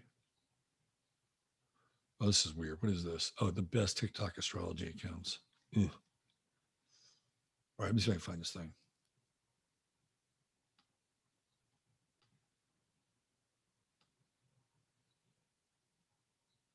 I'm in the wrong browser. My bad.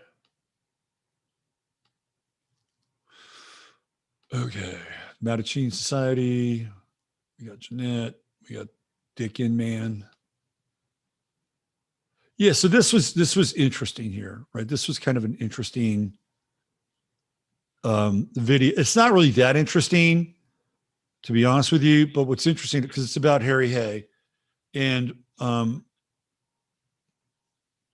I can cue it up. In this video, which was posted on February 9th, 2022, which is not that long ago, what they do is they dispel the notion that Harry Hay had any connection, interest, or support for NAMBLA. So this is kind of like a version of Newspeak, right? It's like, okay, we're going to assimilate the ideas. This guy is a so-called pioneer. He's like the John the Baptist of this movement. But what we're going to do is we're going to whitewash the NAMBLA stuff. We're going to whitewash the communist stuff so that he could be more credible as an icon. And we can still forward those ideas without the baggage. All right, let me see if I can tap into this here. Give me a second.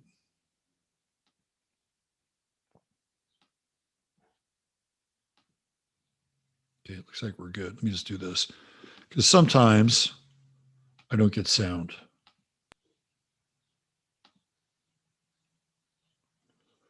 There's old Harry. By this point in time, he's looking more like Harriet. All right, here we go. Lead them toward unification and education. But Hay was a lone wolf. That he believed LGBT people should not just adapt into a heterosexual-dominated society was frequently at conflict with other members. Hay was expelled from the group in 1953, amid increasing public scrutiny. She carried on, although with less conflict than Hay had planned. In 1955, Hay was brought before a House Un-American Activities Committee subcommittee to speak about Communist Party activities in Southern California. He spent the following decade and a half involved in progressive politics on the West Coast, including anti-draft and anti-war movements, after which the claims against him were rejected. Hay shunned coats and ties in favor of trousers, earrings, long hair, and necklaces. In 1962, Hay met and married the inventor John Burnside. The couple took part in homophile demonstrations in the 60s. Hay was the chairman of the Los Angeles Committee. Do you see how they're connecting Harry Hay with the civil rights movement?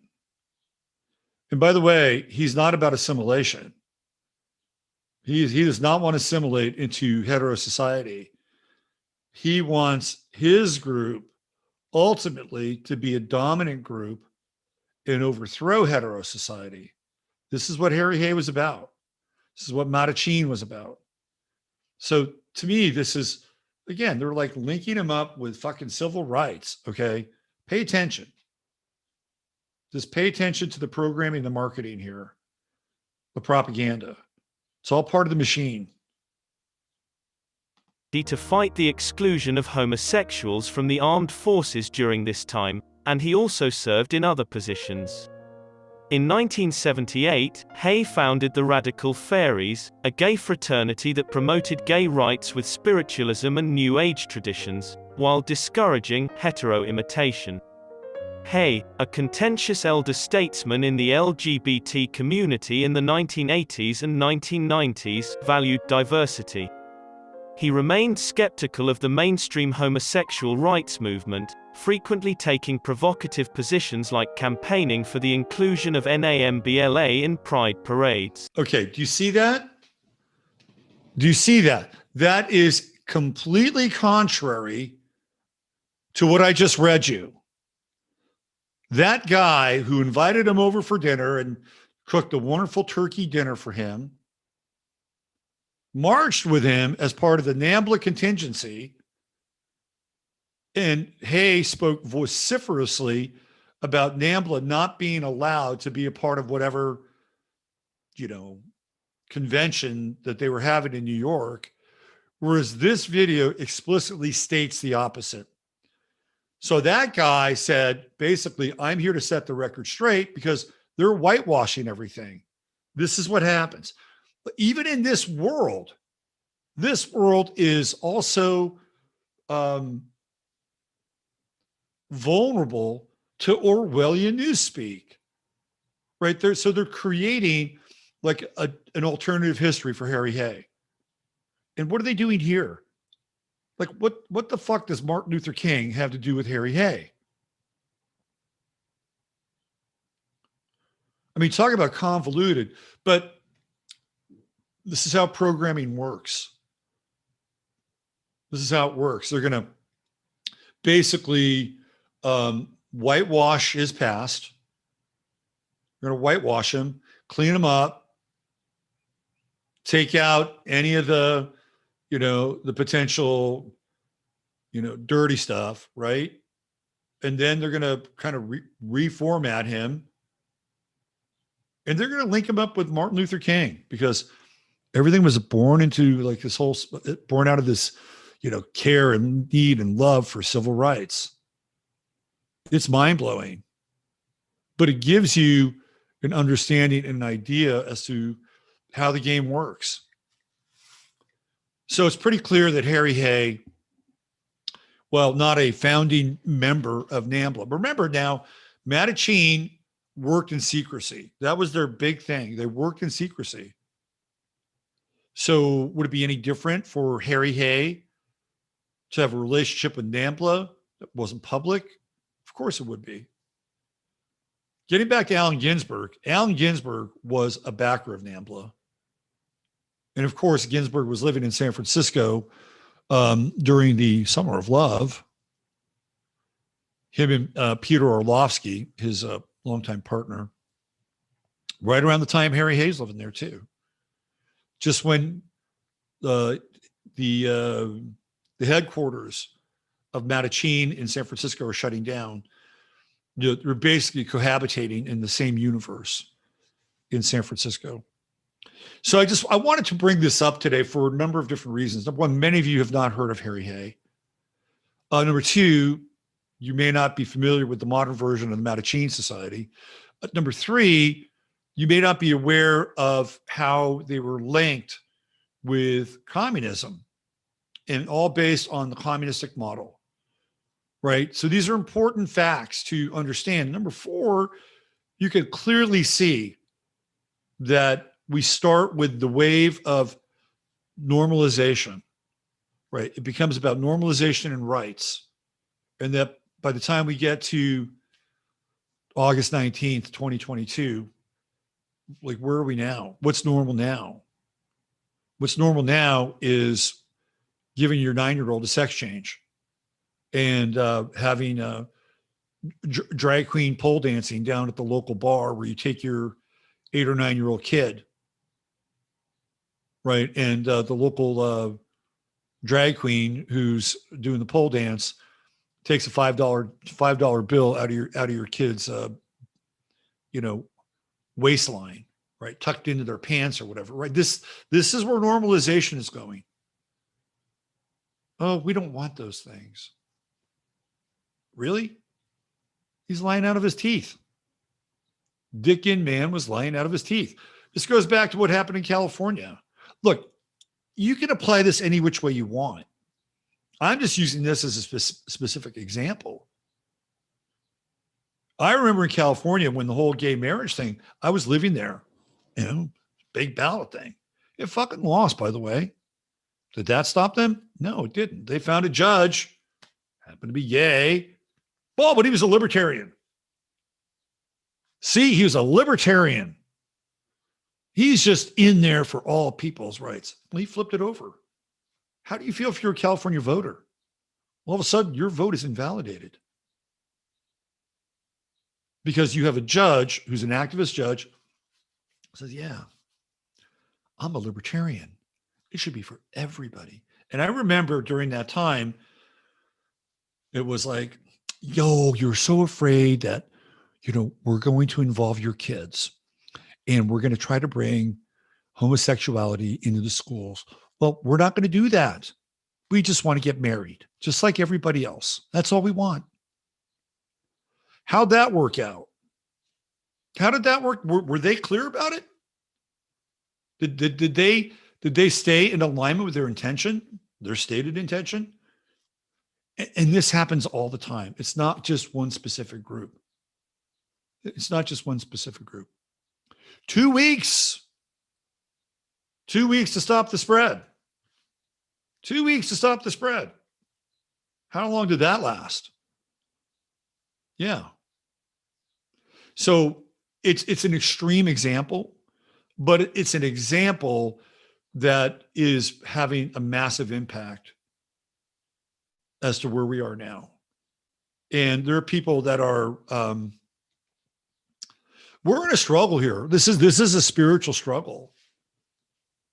And I'm on Twitter today, and I did a series of tweets. And the tweets have to do with this idea of struggle and normalization. And I think I'm going to kind of wrap things up here because I'll try to leave on a positive note, even though I just opened Pandora's box today. But there's been chatter that Ann H. and what's her name? Ellen Worlowski, the congresswoman from, I believe, Ohio, who got into a very strange car wreck where her car like swerved into the other lane and hit her car head on. Okay. So that happens, right? Everybody died. That's interesting. I would assume most law-abiding citizens buckle their seats. Most modern cars, and I think this is probably a modern car, they deploy safety bags. How does everybody die? That's a question. Hasn't been answered. It's just a question. That's not really my point, though. My point is that now there are people who are linking Ann H. and this congresswoman with a documentary that they were working on for pedophilia. And that's why they both died. I don't know if that's true or not. I don't know if that's true. It could be. Is there a producer? Are there links? Do we have footage? Do we have emails? Is there anything that explicitly links the two together? And maybe there is, and I'm just not aware of it. And if there is, let me know.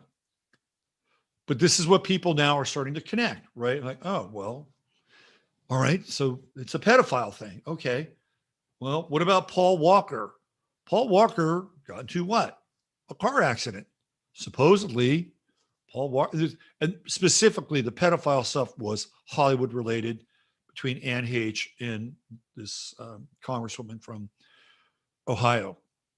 Supposedly, Paul Walker was doing the same thing. What happened to him? Car wreck. Supposedly, Chris Cornell was doing the same thing. What happened to him? Well, he died. Supposedly, Chester Bennington was doing the same thing. What happened to him? Well, he died. Supposedly, DJ Avicii was doing the same thing. What happened to him? He died. Isaac Kapp was not doing a documentary, but, you know, he was talking a lot of shit. And Isaac Kappy, again, apparently, supposedly, he died. Of all of them, Kappy's kind of in his own category. And I have mixed feelings about Isaac Kappy. I don't want to get into them right now. But I actually, of all my YouTube videos on astrology, the one video that got deleted was the video with Isaac Kappy. And I was talking about Isaac Kappy. There was the one video that got deleted, not by me, but by the powers that be. So all these people set out to do a documentary and they die. What is the common theme here? Well, the common theme is theoretically they die and they're trying to expose pedophilia. But again, I'm going to just throw this out there. Like, where is the proof?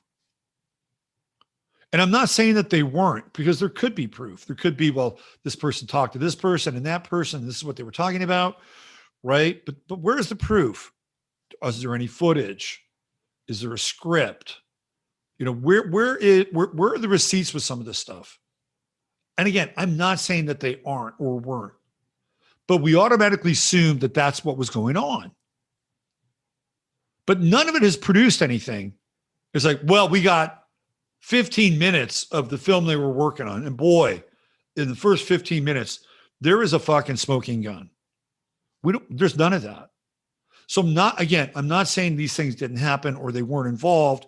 in trying to uncover these things. But where does it always end up? In a cul-de-sac, in a dead end. Literally, that's where it ends up. What happens to people?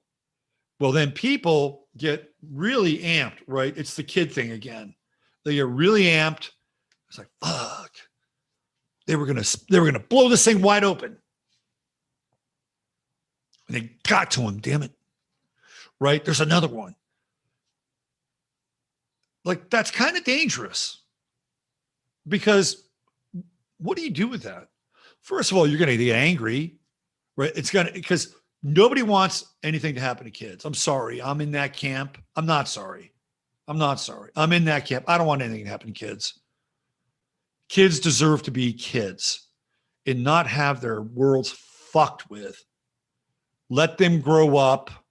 Give them some guidance, some good moral structure. Show them by your own example how you can live, right?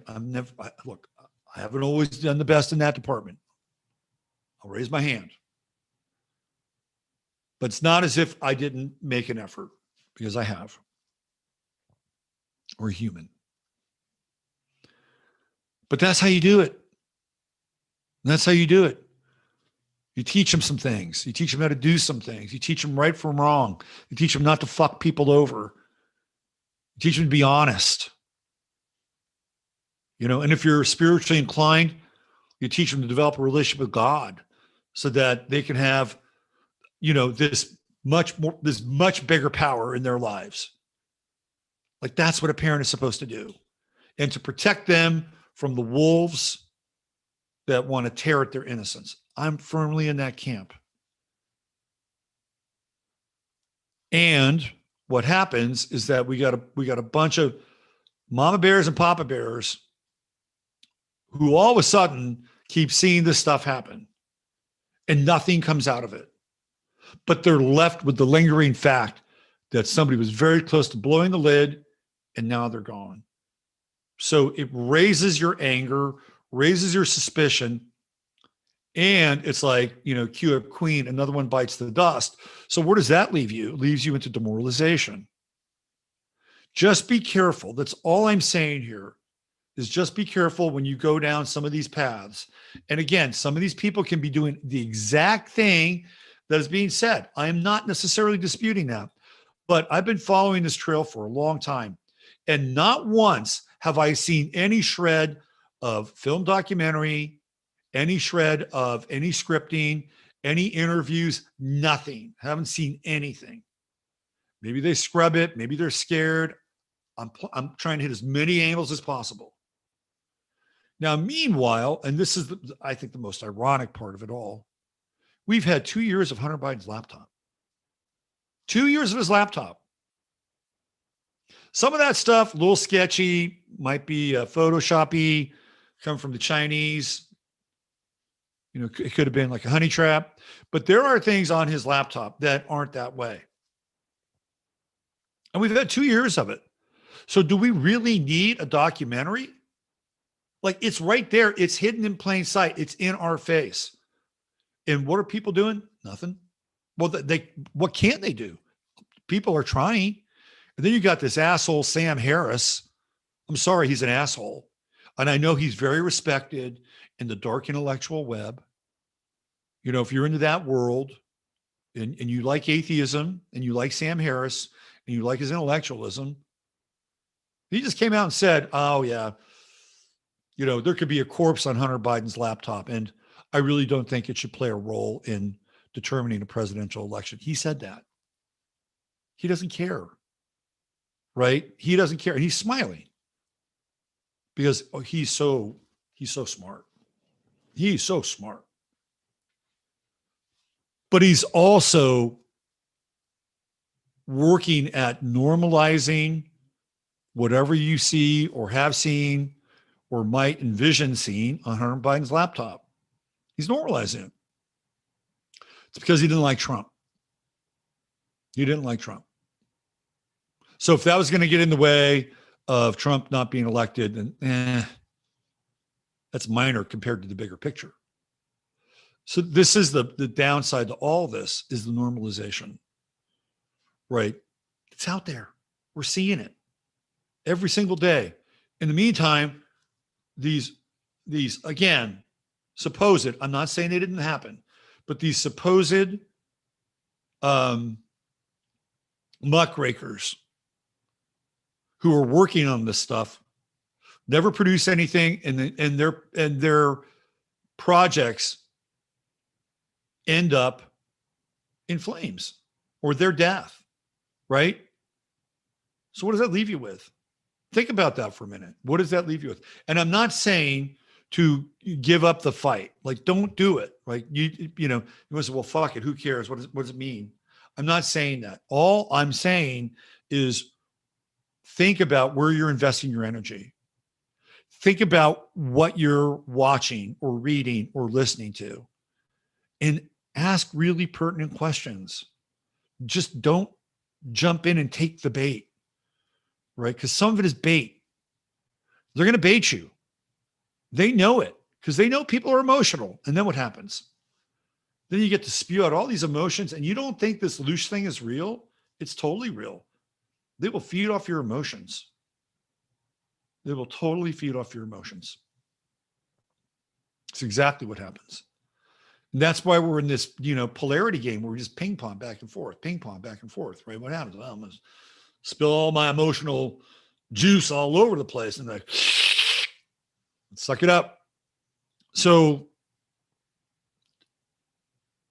I'm not saying not to believe these things. I would not tell you what to believe in or not to believe in, but I will present cases to hopefully get you to question the validity of things. And if through your research, data, and instincts, it proves to be correct and right, and you lean into it, then go for it. Take the ball and run with it, right? Just don't take everything at face value. I think there's a there with Anne H. It's so weird, so strange. There's so many kind of strange synchromistic kinds of connections with her. There is a there. And will we get to the bottom of it? Maybe. All right. I want to play you something a little funny before we get out of here, because I think it's funny. Well, is it really that funny? I think if you're going to think it's funny, I think it's funny. So there's a guy.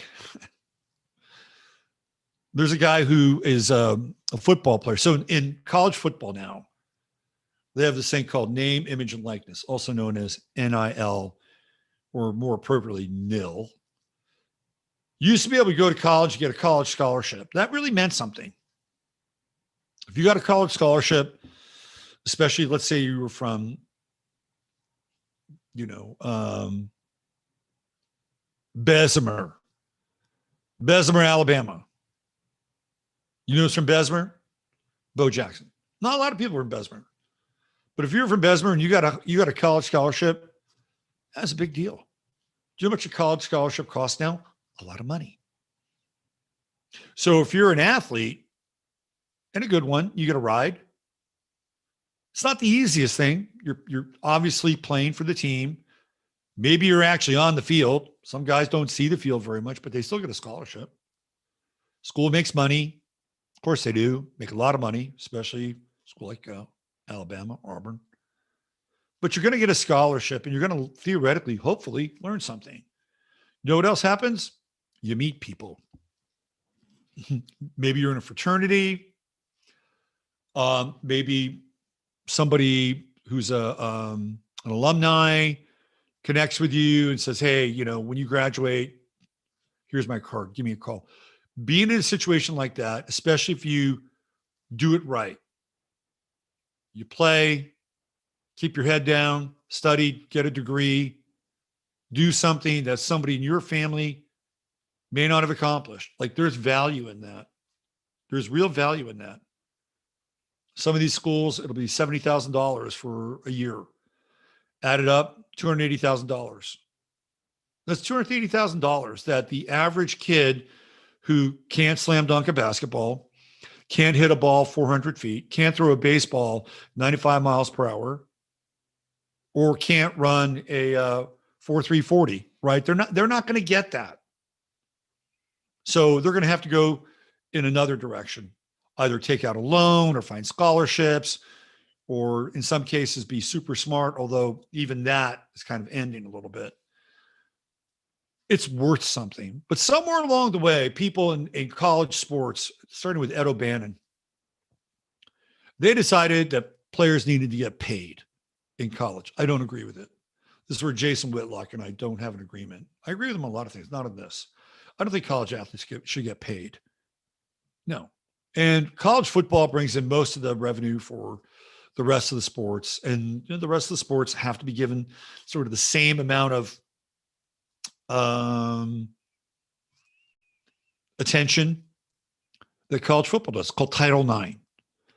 So Title IX made sure that the women's synchronized swimming team got in the budget and in the mix for all the men's sports that theoretically carry the colleges.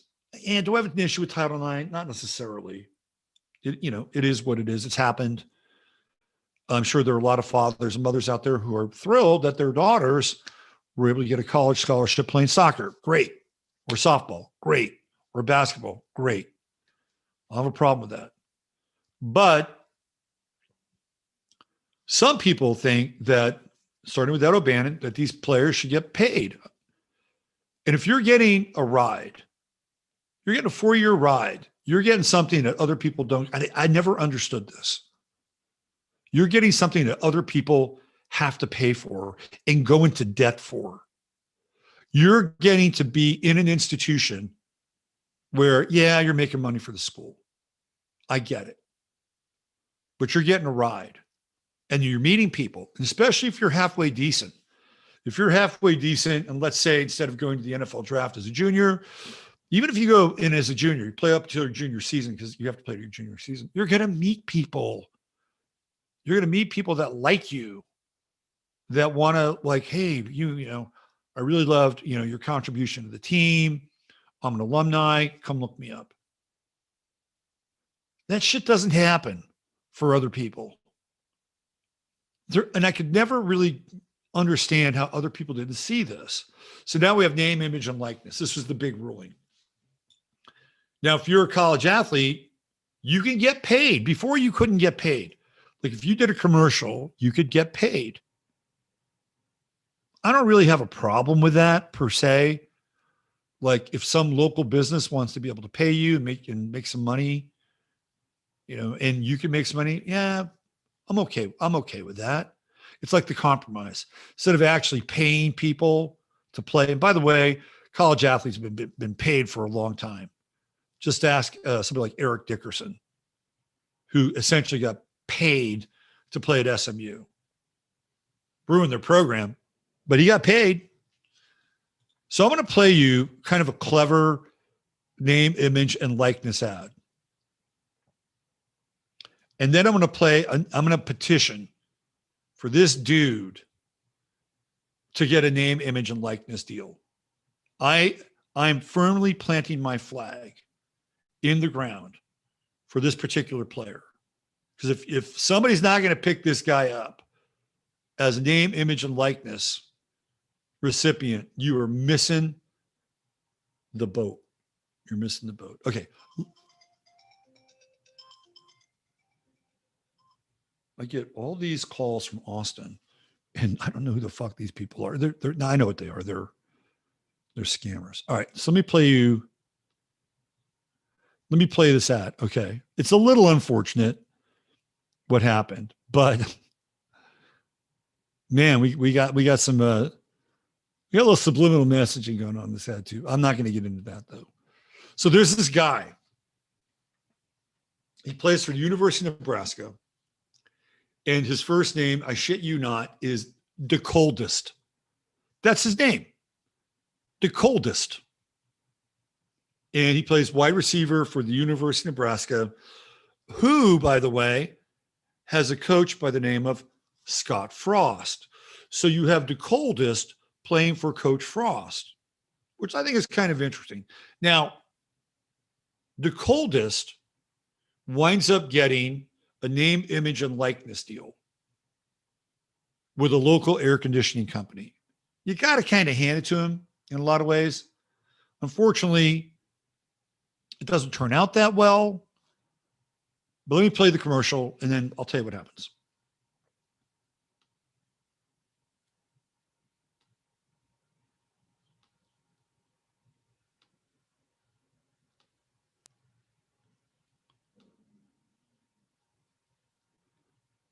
So here we go. Look at the cute baby. And the cute baby mama. All right, here we go. I'm so glad we called SOS. Our AC is the coldest.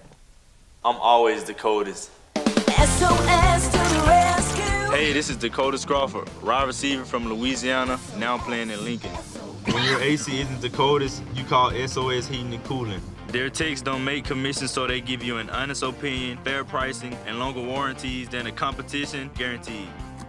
Take it from the coldest. We will keep you cool this summer. All right. So hats off to SOS. The coldest, unfortunately, suffered a pretty severe knee injury. So he's not playing this year. It's a good thing he got the NIL money. Congratulations to Coldest. I hope you recover and play again. And so does your coach, Scott Frost. But I'm kind of curious as to why SOS didn't use his coach first. Coach has been there for a couple of years. I mean, is the coach not allowed to do this? I don't know. Like, you got Scott Frost and Cooley. Seems like a fit to me. And you've got SOS in there. Like, you could probably do Scott somewhere in there. Right? Says our Scott. Our Scott is our coach. Scott Frost, who played, by the way, at the University of Nebraska. Anyway, those are just lingering questions I have. As far as the coldest goes, I hope you recover. I hope you get back on your feet, get back on the field, and that this is not your only claim to fame. If it is, it's at the very least clever. And congratulations. Now for my candidate for name, image, and likeness.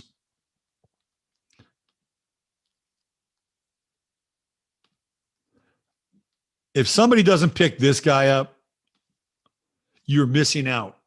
But it's very specific, though. It's a very specific opportunity.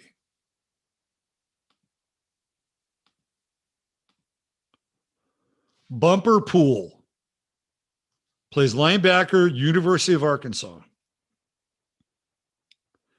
If you're not a fucking pool company and makes pool tables, and you're not using Bumper Pool for your name, image, and likeness, you are missing out. I'm telling you. Bumper Pool needs an NIL deal. And by the way, he's a starting linebacker. It's even better. The coldest was working his way up the wide receiver hierarchy there in Nebraska. Bumper Pool is starting. So if for any reason you're in Arkansas, you got a pool company, a pool table company, reach out to this guy. And Bumper, if you're watching, you want to kick me out a couple percentage, I'd be happy to take that. Bumper Pool. All right. Let's get out of here. Thanks for being here today. It's a little humor. I got to leave you on a little humor. Mars is in Gemini. Things speed up. Quickety, quickety. Let's see. How's our girl Lisa doing? Let me just check in on this before we get out of here. As you know, we're trying to get Lisa onto the stage at the Hollywood Bowl. Every performer's dream to get there on the Hollywood Bowl stage. Well. We have backed a winner here. Look at this.